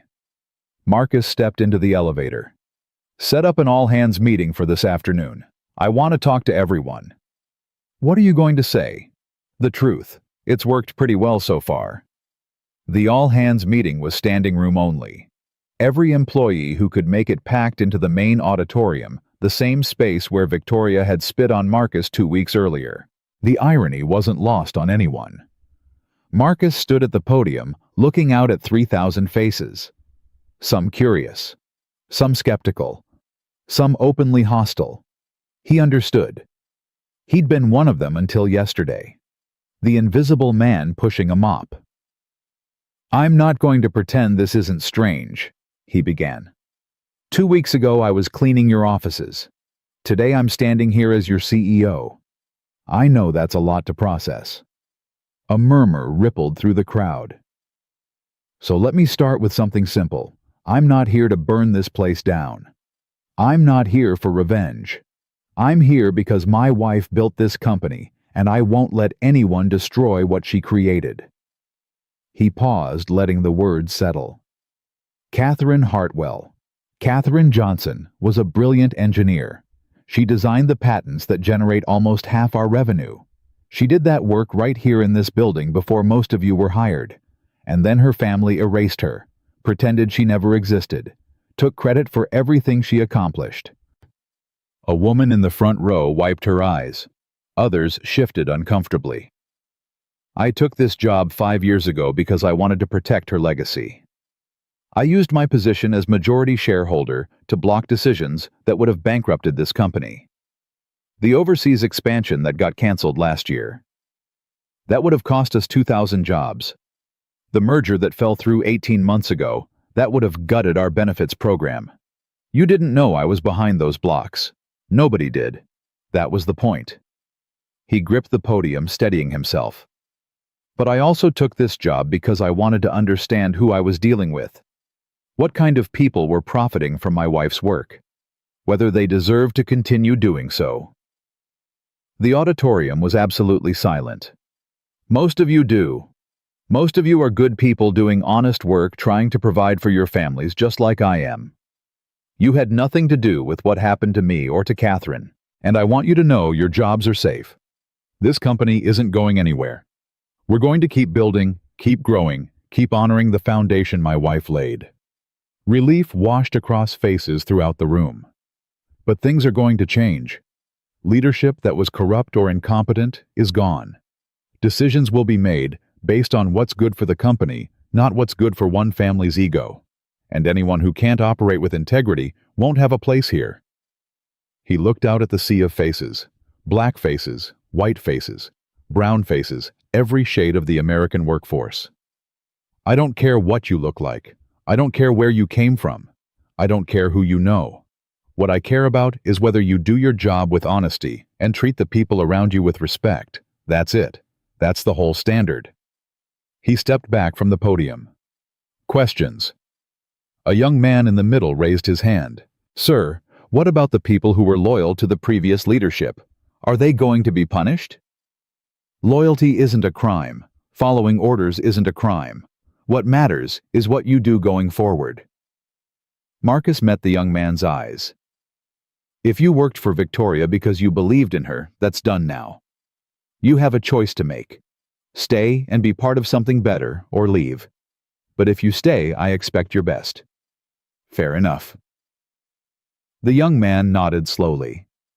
A woman near the back called out, "Mr. Johnson, how do we know you're any different from her?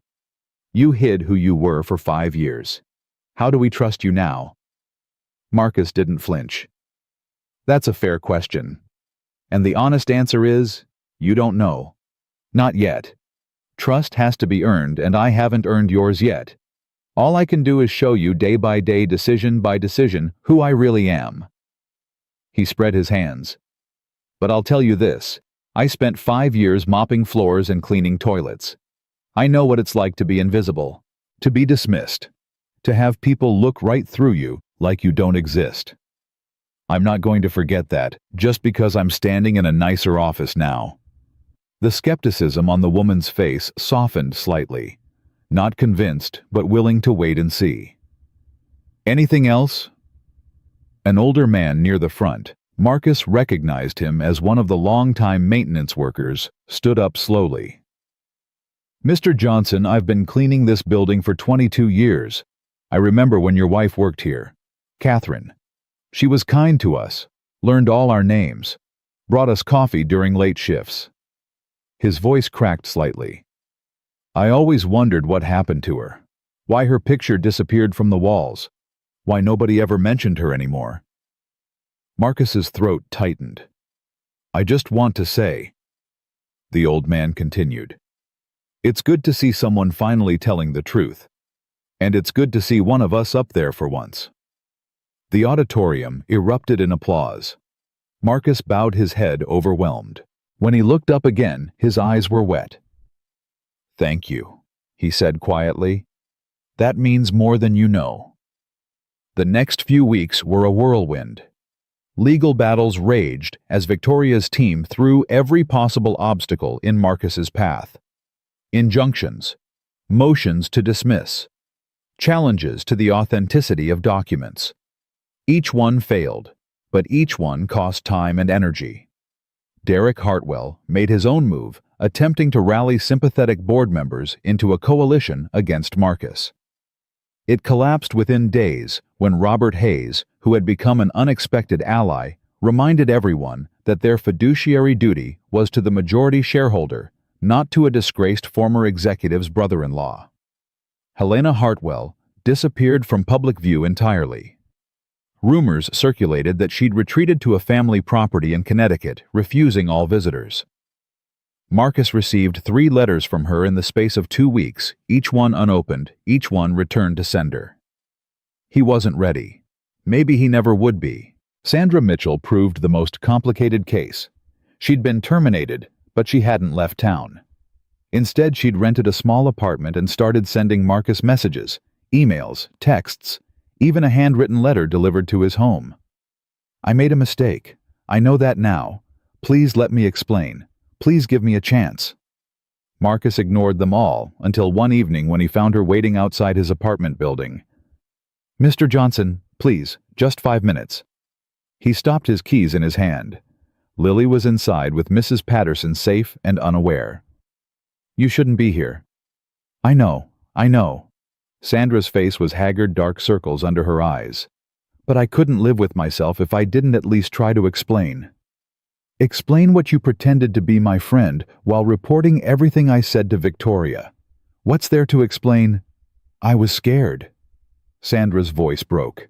"I've been fighting my whole career to get a seat at that table. Do you know how hard it is being a black woman in corporate America? Every day you're proving yourself. Every day you're being tested.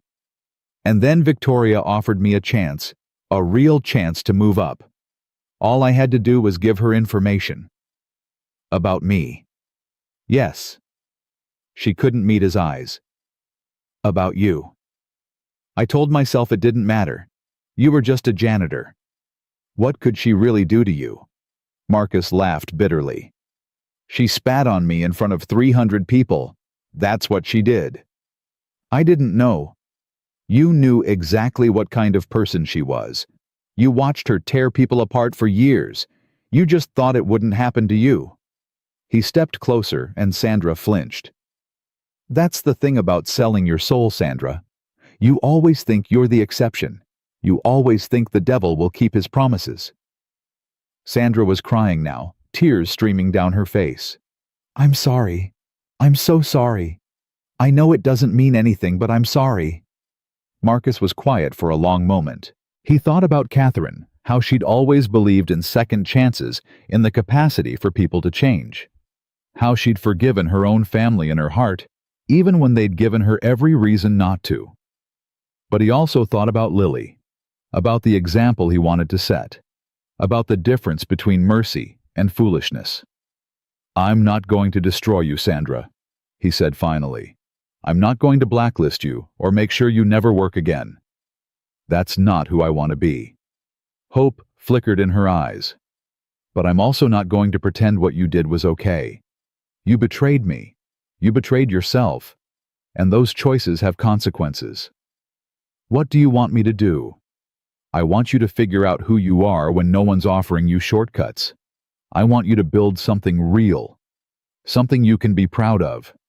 Something that doesn't require stepping on other people to achieve. He turned toward the building entrance. And I want you to leave me alone. Marcus, go home, Sandra. Find your own path. And maybe someday, when you've actually changed, not just said you've changed, but really changed, then we can talk. He walked inside without looking back. Sandra stood on the sidewalk for a long time watching his window. Then slowly, she turned and walked away into the night. The confrontation with Victoria came 3 weeks later. Marcus had been avoiding it, focusing on the company, on Lily, on the 1,000 daily decisions that came with running a major corporation. But he knew it couldn't be postponed forever. She requested the meeting through her lawyer, a formal scheduled appointment at a neutral location. A coffee shop downtown, public enough to prevent scenes, private enough for honest conversation. Marcus arrived first. He chose a table near the window and ordered black coffee, watching the street while he waited. Victoria walked in at exactly the appointed time. She looked different, older somehow. Her designer clothes were still impeccable, but the confidence that had always radiated from her was gone. She moved like someone carrying a weight she couldn't put down. She sat across from him without speaking. For a long moment they just looked at each other. You wanted to see me, Marcus said finally. Here I am. Victoria nodded slowly. I don't know why I asked for this. I don't know what I expected to say. Then why are we here? She was quiet for a moment, her fingers tracing the rim of her untouched coffee cup. I've been thinking about Catherine, your wife. I never knew her.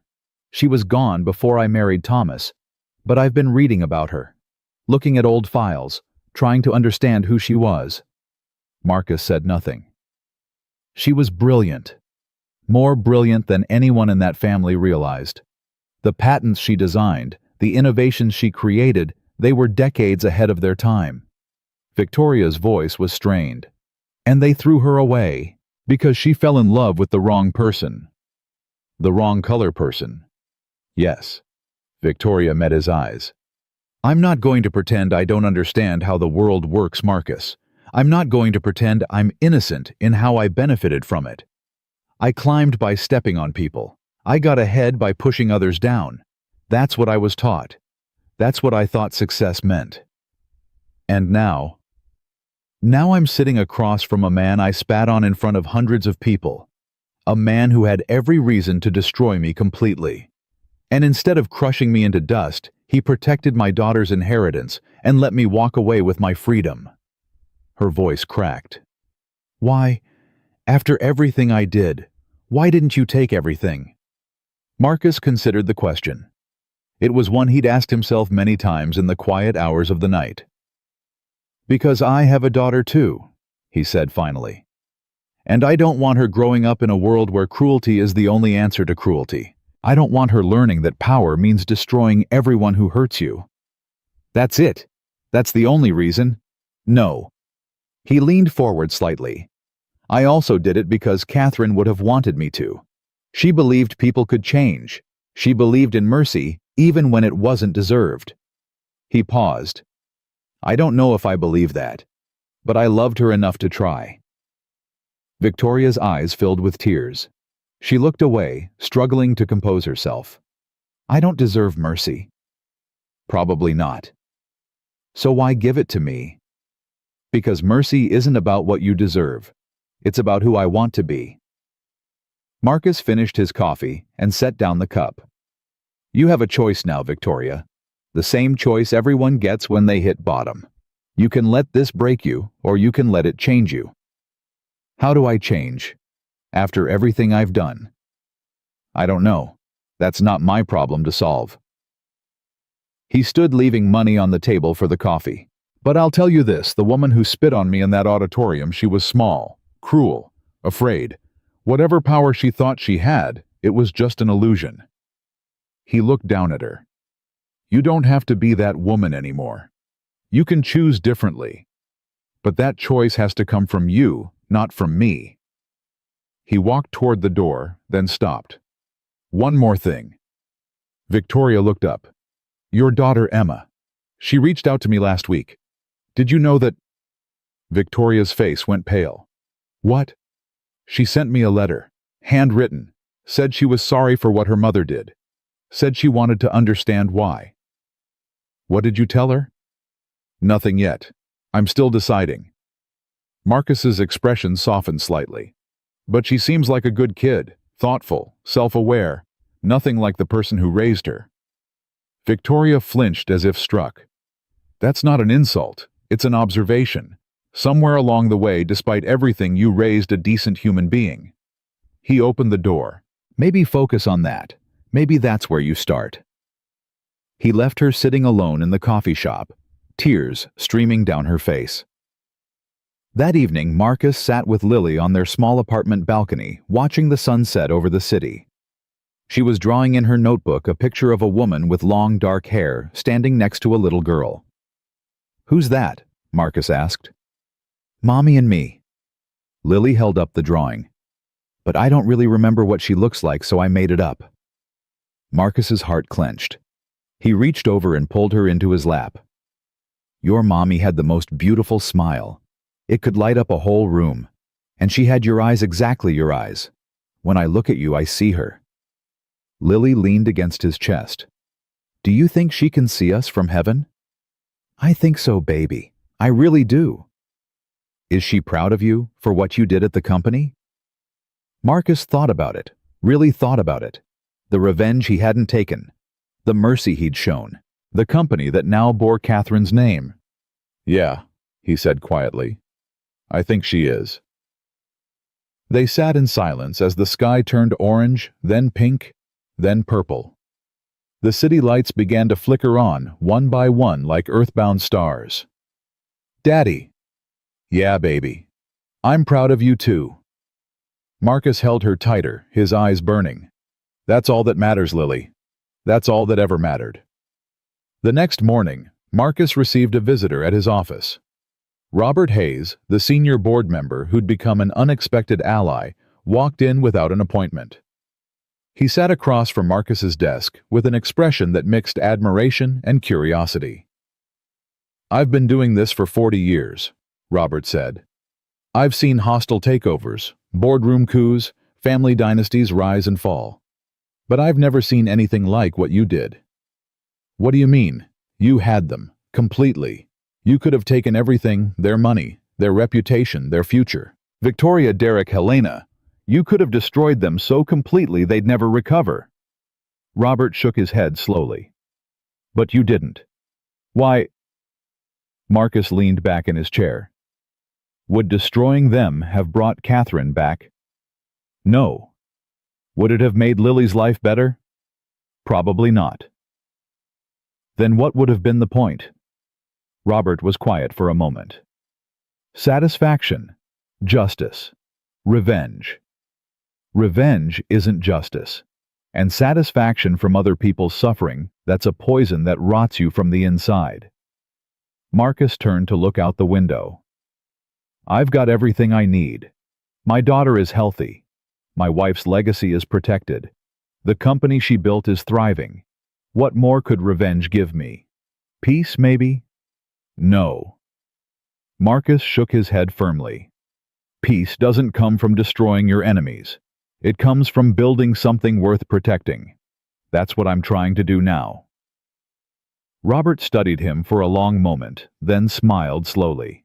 You know, when I first saw you walk into that boardroom, the janitor who turned out to own everything, I thought you'd be just like the rest of them, hungry for power, ready to crush anyone in your way. He stood and extended his hand. I'm glad I was wrong. Marcus shook it firmly. So am I. The weeks turned into months. Katherine Johnson Industries stabilized, then began to grow. Marcus brought in new leadership people chosen for competence and integrity rather than connections and politics. The company's stock price, which had dipped after the leadership change, recovered and began climbing to new highs. More importantly, the culture began to shift. Employees reported feeling more valued, more heard. The invisible people, the janitors, the security guards, the cafeteria workers were given raises and benefits that had been denied them for years. Marcus never forgot where he'd come from. Lily started third grade at a new school, a better school in a safer neighborhood. She made friends quickly, her natural brightness and kindness drawing other children to her. She talked about her mother constantly proudly telling anyone who'd listen about the brilliant engineer who'd built a company. And every week without fail, Marcus took her to the cemetery. They'd bring flowers, always sunflowers, and sit together on the grass talking to Katherine as if she could hear them. I got an A on my science project, Lily reported one afternoon. It was about renewable energy. The teacher said I had the best presentation in the whole class. Marcus smiled, but something caught in his throat. Science. Energy. Katherine's fields. Your mommy would be so proud, he managed. I know. Lily patted the headstone gently. I told her already.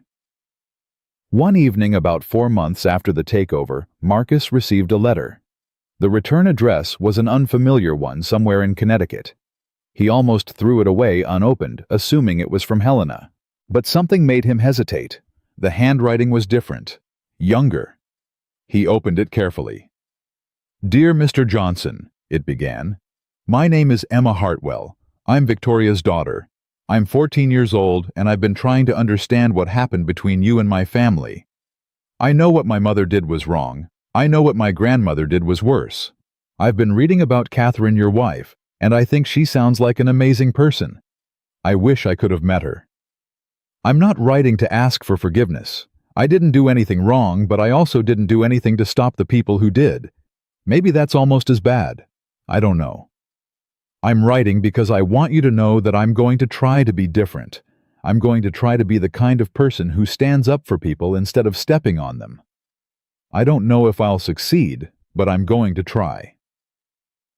My mom is different now. Since everything happened, she's been quieter, sadder, but also, I think, more honest.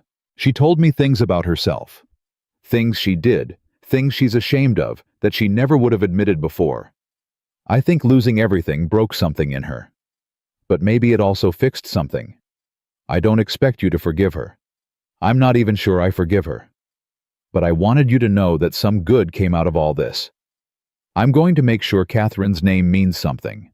I'm going to make sure she's remembered for what she built, not what her family tried to bury. Thank you for not destroying us completely. Thank you for giving my mom a chance to change, even if she didn't deserve it. Sincerely, Emma Hartwell. Marcus read the letter 3 times. Then he folded it carefully and placed it in his desk drawer next to the photo of Katherine he kept there. He thought about what it meant, this letter, from a 14-year-old girl trying to make sense of the wreckage her family had created, trying to find a way forward that didn't repeat the sins of the past. Maybe this was what Katherine had believed in. Not that people couldn't do terrible things, but that they could also choose to do better.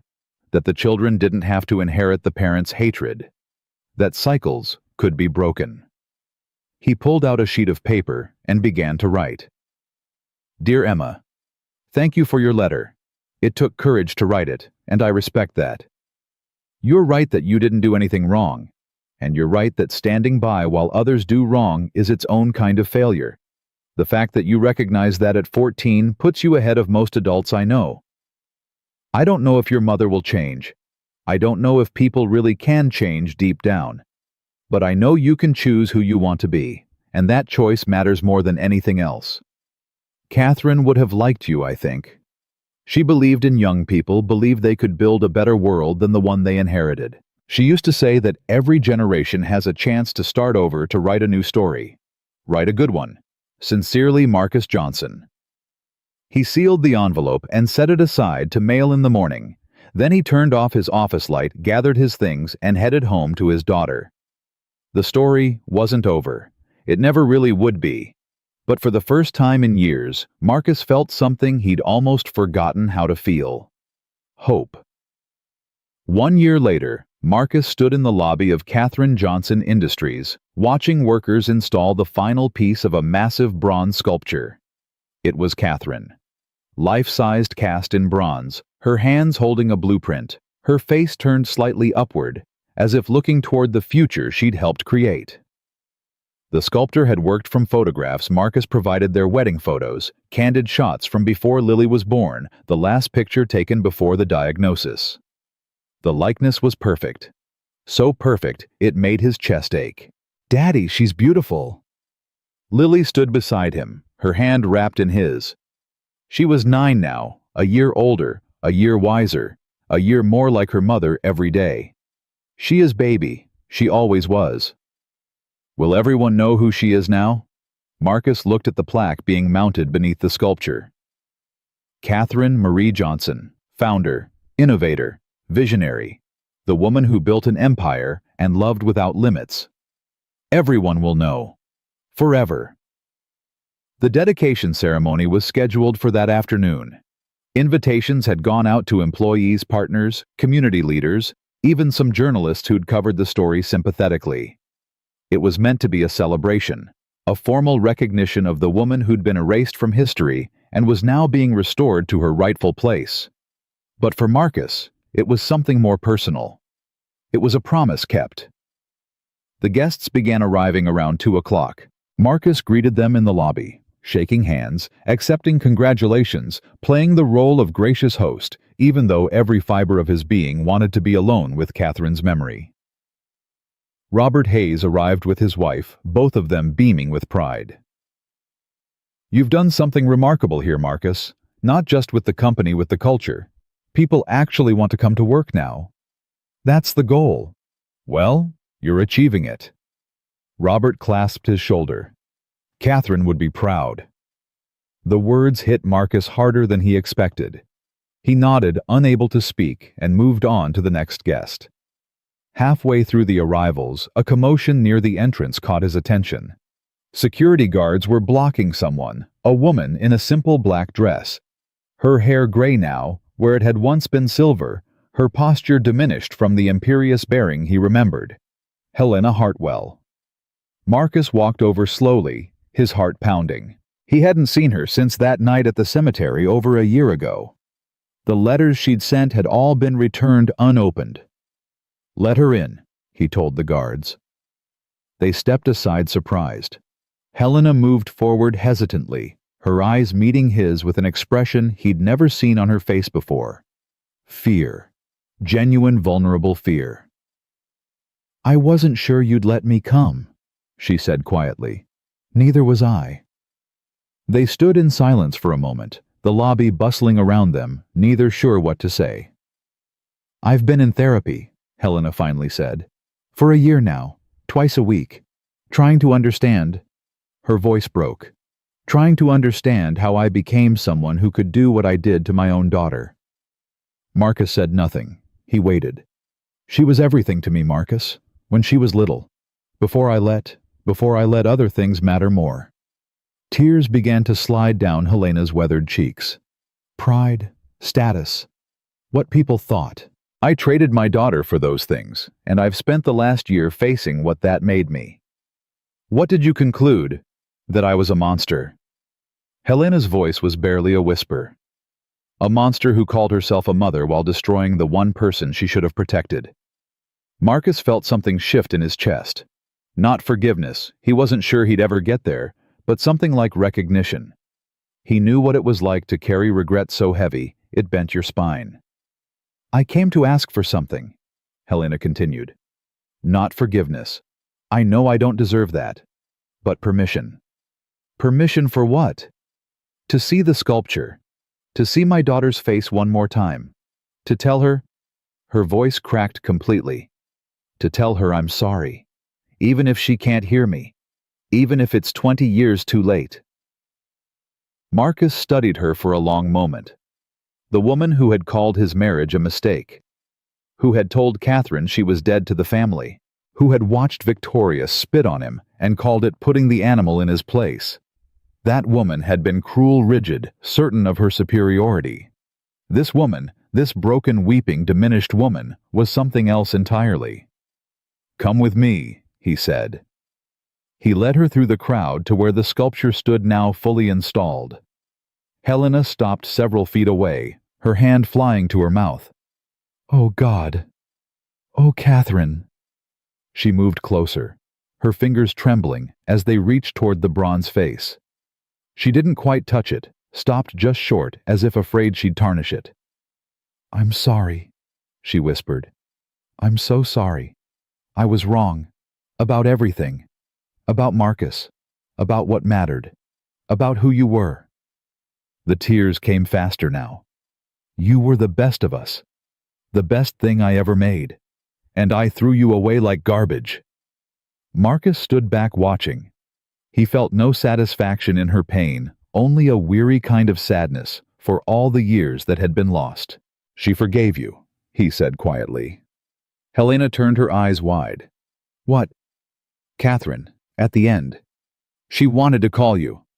I wouldn't let her. The confession burned in his throat. I was angry. I thought you didn't deserve to say goodbye.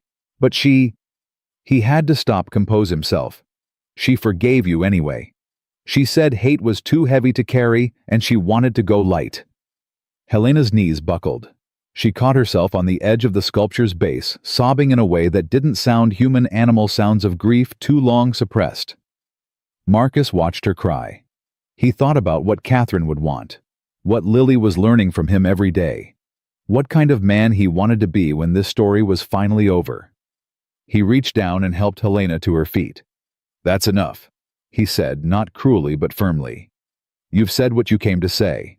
Now you have a choice. You can spend the rest of your life drowning in guilt, or you can try to become someone Catherine would have been proud of. Helena wiped her eyes with shaking hands. How do I do that? You've got a granddaughter you've never met. Marcus nodded toward where Lily stood across the lobby, talking with Robert Hayes's wife. She's smart, kind, and curious about her mother's family, even the parts that hurt her. Helena followed his gaze, her breath catching. She looks just like Catherine, I know. Could I? Helena couldn't finish the question. Not today, but maybe someday. If you keep doing the work, if you keep becoming someone worthy of her. Helena nodded slowly, her eyes still fixed on Lily. I will. I swear I will. Marcus stepped back. Then I'll see you when you're ready. Not before. He walked away, leaving Helena alone with her grief and her glimpse of what redemption might look like. The ceremony began at 3 o'clock sharp. Marcus took the podium in front of the sculpture, looking out at the assembled crowd. Employees filled most of the seats, people he'd worked alongside for 5 years. People who'd ignored him when he pushed his mop past their desks. People who now looked at him with respect and something like awe. But he didn't see them. He saw Catherine. I want to tell you about a woman, he began. A woman who designed the patents that power this company. A woman who could have been one of the greatest engineers of her generation, but instead was erased from history because she made the unforgivable mistake of falling in love. The crowd was silent, hanging on every word. Catherine Hartwell was disowned by her family when she married me, a black construction worker from the wrong side of town. They removed her photos from the walls, struck her name from the records, pretended she never existed. And for 20 years, this company profited from her genius while denying she'd ever contributed anything. He paused, letting the weight of the words settle. I spent 5 years in this building as a janitor, mopping floors, cleaning toilets, invisible to everyone who walked past. And every day I looked at the walls where my wife's picture should have been hanging, and I waited. "What were you waiting for, Mr. Johnson?" someone called out from the crowd. Marcus smiled slightly. The right moment. The moment when the truth could do more than just hurt people. The moment when it could actually change things. He gestured to the sculpture behind him. "This is Catherine Marie Johnson, the woman who built your company, the woman who loved me despite every reason not to, the woman who gave me a daughter who makes me proud every single day." His voice cracked, but he pushed through. "And from today forward, no one will ever forget her name." The applause started slowly, then built into something thunderous. People rose to their feet, employees who'd worked in this building for decades, standing beside those who'd just been hired, all of them united in honoring a woman they'd never met. Marcus stepped back from the podium, overwhelmed. Lily appeared at his side, slipping her hand into his. "You did good, Daddy." He looked down at her, at Catherine's eyes in a 9-year-old's face, and felt the last of his burden lift. "We did good, baby. All of us." The reception lasted for hours. Marcus mingled accepted congratulations, listened to people share their memories of the company's early days, memories that now included Catherine restored to her rightful place in the narrative. As the crowd began to thin, he noticed a familiar figure near the exit. Victoria Hartwell. She stood alone, watching from a distance, making no move to approach. She wore a simple gray dress, nothing like the designer outfits she'd once favored, and her face held none of the arrogance that had defined her for so long. Marcus excused himself from a conversation and walked over to her. "I didn't expect to see you here." "I wasn't sure I should come." Victoria's voice was subdued. "But I wanted to see the sculpture, to see what you'd done for her." "What I did for Catherine, I did for Lily, and for myself, not for anyone else's benefit." "I know." Victoria was quiet for a moment. "She was remarkable. I've been reading her patents, her research papers. The woman was a genius, and I spent years profiting from her work while mocking her husband." Marcus said nothing. "What was there to say? I'm not the same person I was a year ago," Victoria continued. "I know that doesn't erase what I did. Nothing can erase spitting on another human being, calling them worthless, treating them like garbage. But I want you to know I'm trying. Every day I'm trying to become someone less monstrous." "What are you doing with yourself?" "Volunteering mostly. Literacy programs, food banks, places where nobody knows my name or cares about my past." She smiled weakly. "It turns out helping people feels better than hurting them." "Who knew?" "Most people know that, Victoria. You just forgot." "No." She shook her head. "I never knew it in the first place.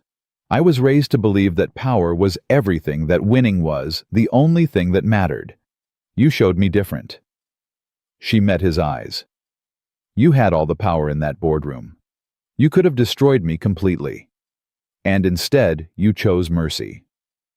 I chose not to become what I hated. That's the same thing."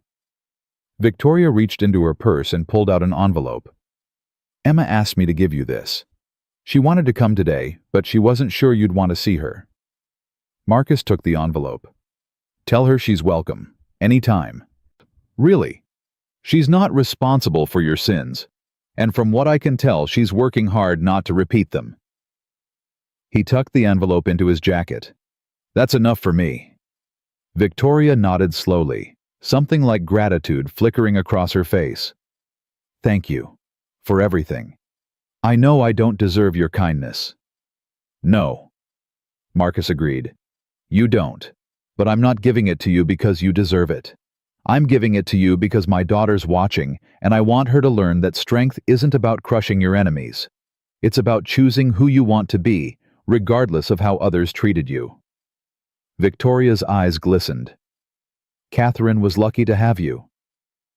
"I was lucky to have her." Marcus turned back toward the reception. "Go home, Victoria. Keep doing the work, and maybe someday you'll believe you deserve to be happy again." He walked away, leaving her standing in the fading light. That night, after the guests had gone and the building was quiet, Marcus returned to the lobby alone. The sculpture gleamed under the security lights, Catherine's bronze face serene and eternal. He sat on a bench across from it, just looking at her. "I did it, Cat," he said softly. "Everything I promised. Your name's on the building. Your face is in the lobby. Everyone knows what you built." The silence that answered him wasn't empty. It was full of memories: their first date, their wedding day, the night Lily was born, the terrible last months when they'd both known the end was coming. "I miss you," he continued. "Every day. It doesn't get easier no matter what people say. But it gets different. The pain becomes part of who you are, like a scar you learn to live with." He pulled out the envelope Victoria had given him and opened it. Emma's handwriting covered 2 pages. "Dear Mr. Johnson, I watched the dedication ceremony online. The sculpture is beautiful. My grandmother was there. I saw her in the crowd. I hope that's okay. I know you have every reason to hate her, but she's been trying so hard to change. I think seeing Catherine's face might help her keep going. My mother's different now too. Quieter, sadder, but also kinder. She volunteers every week and she's started going to therapy. She says she's learning how to be a person instead of a weapon. I'm different too, I think. I've been studying engineering at school. My teacher says I have talent. I want to be like Catherine, building things instead of tearing them down, creating instead of destroying. I don't know if I'll ever get to meet Lily. I understand if that's too complicated, but I want her to know that she has a cousin who thinks about her, who wants to be worthy of being part of her family someday. Thank you for showing all of us that mercy is stronger than revenge. Thank you for being the kind of person Catherine loved. With respect, Emma." Marcus folded the letter carefully and tucked it back in his pocket. Then he looked up at Catherine's face one more time. "Our girl's going to be okay, Cat. And maybe, just maybe, the Hartwells are going to be okay too. Not because they deserve it, but because you would have wanted to give them a chance." He stood, touched the base of the sculpture gently, and headed home to his daughter. 5 years passed. Catherine Johnson Industries became one of the most admired companies in America, not just for its profits, but for its culture.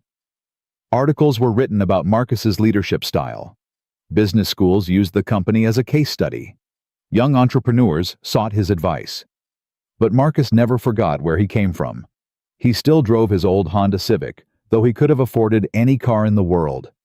He still lived in a modest house, though he could have bought a mansion. He still visited Catherine's grave every week, though the grief had softened into something more like gratitude.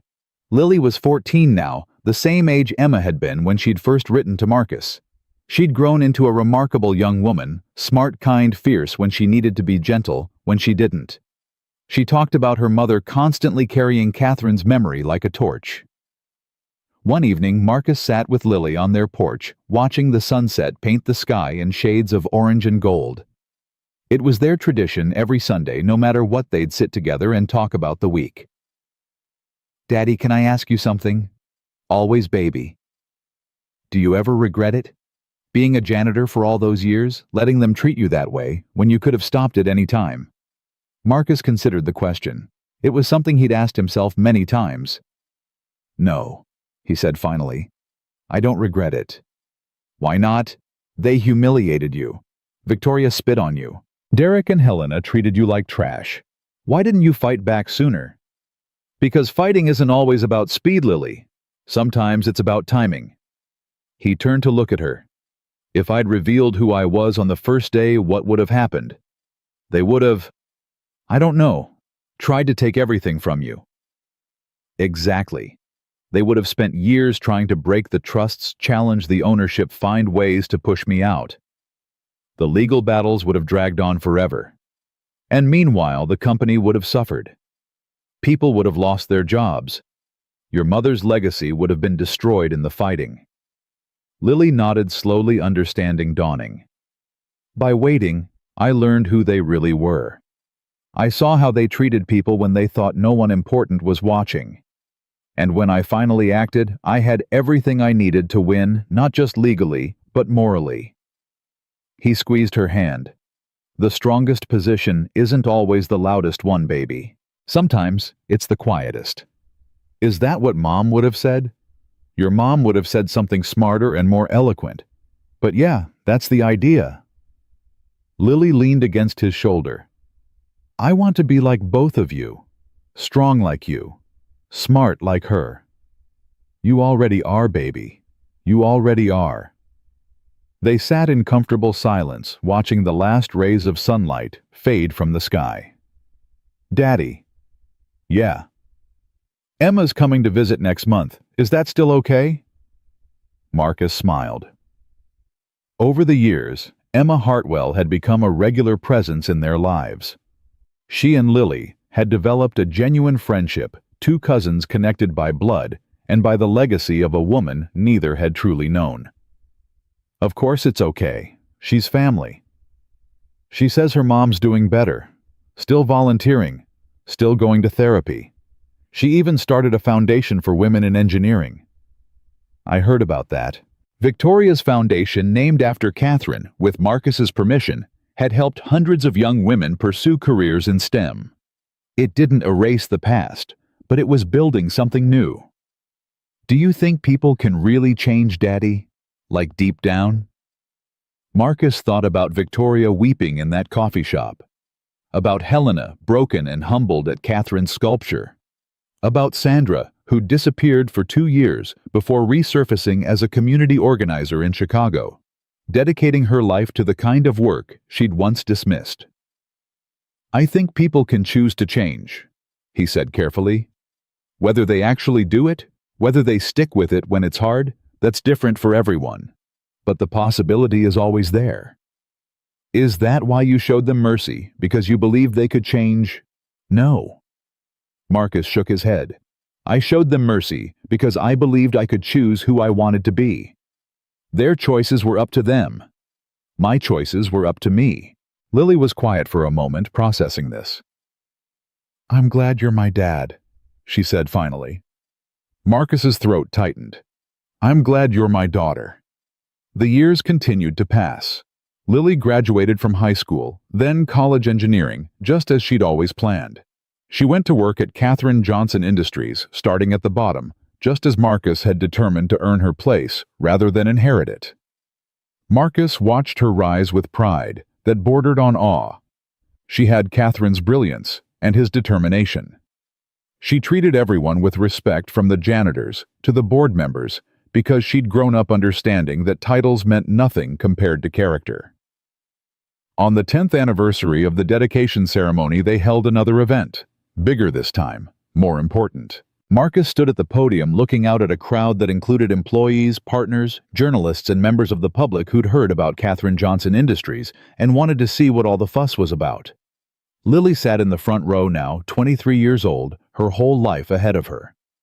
Emma Hartwell sat beside her, their friendship having deepened into something unshakable. Helena Hartwell, now in her 80s, frail but present, sat near the back, tears already streaming down her face. Victoria was there too, her transformation complete. She'd spent the last decade dedicating herself to the foundation, to therapy, to becoming the person she should have been all along. She and Marcus would never be friends, but they'd achieved something like peace.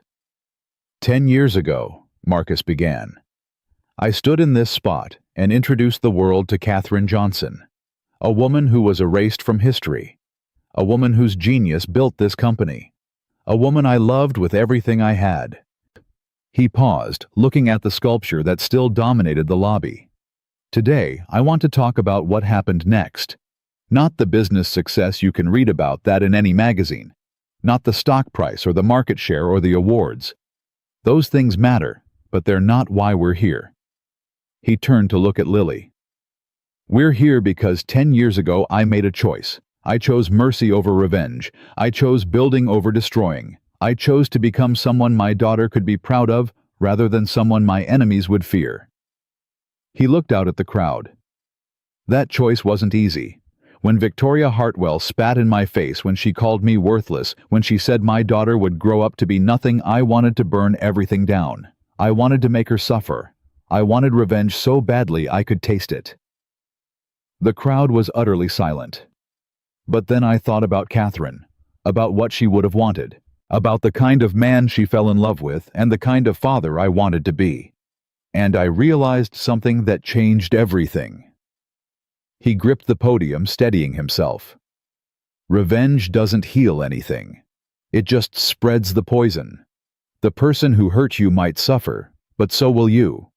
So will everyone around you.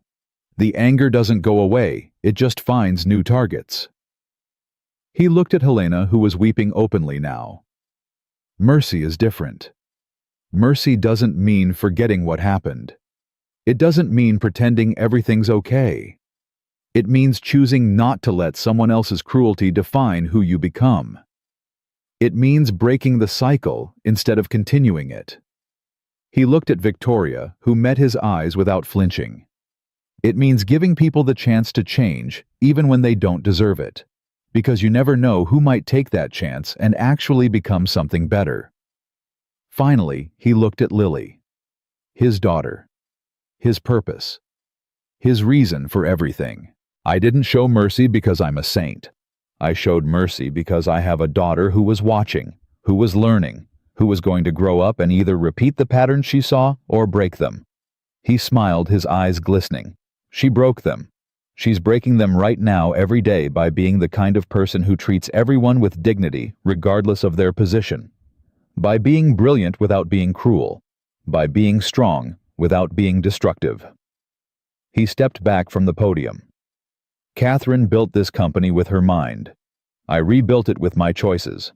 And Lily," his voice cracked, "Lily is going to take it further than either of us ever dreamed." The applause that erupted was unlike anything he'd ever heard. Not polite clapping, but something raw and real. A sound of recognition, of understanding, of people who'd witnessed something they'd never forget.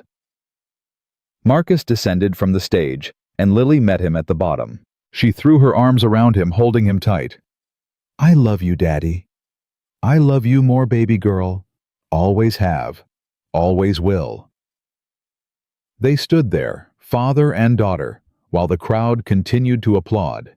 And somewhere, Marcus was certain Catherine was watching, smiling, proud of what they'd become. Later that evening, after the guests had gone, Marcus returned to the cemetery one final time. He sat beside Catherine's grave as the stars emerged overhead, feeling the familiar mix of grief and gratitude that had become his constant companion. "It's done, Cat," he said softly. "Everything we talked about, everything you hoped for, it's done." He placed his hand on the headstone, feeling the cold stone beneath his palm. "Lily's going to be okay, better than okay. She's going to change the world just like you wanted to, and she's going to do it without losing who she is." The wind rustled through the trees, and for a moment Marcus could almost hear her voice. "I knew you could do it. I never doubted. I missed you every single day," he whispered. "But I understood something eventually. You didn't leave me. You just went ahead to wait. And someday, not yet, but someday I'll catch up." He stood slowly, his joints aching with age, but his heart lighter than it had been in years. "Until then, I'll keep building, keep loving, keep choosing to be the man you believed I could be." He kissed his fingers and pressed them to the headstone. "Save me a seat, baby. I'm coming eventually." He walked away as the stars multiplied overhead, a man who had been invisible and became undeniable, who had been humiliated and emerged victorious, who had chosen mercy when revenge was his right. The world had tried to break Marcus Johnson. It had called him worthless, spat in his face, told him he was nothing. But worthless men don't build empires. Invisible men don't change the world. And nothing men don't raise daughters who shine brighter than stars. Marcus Johnson had been all those things. They called him janitor, nobody trash, and he had become something else entirely. A father, a leader, a man who proved that the quietest voice in the room can speak the loudest truth. Catherine's legacy lived on in bronze and patents and a company that bore her name. But Marcus's legacy was simpler and more profound. He had shown the world that dignity cannot be taken, only given away. And he had never given his away. Not once. Not ever. That was his victory. That was his truth. That was the story he would leave behind for Lily, for Emma, for everyone who'd ever been told they were nothing. You are not what they call you. You are what you choose to become. And Marcus Johnson had chosen well.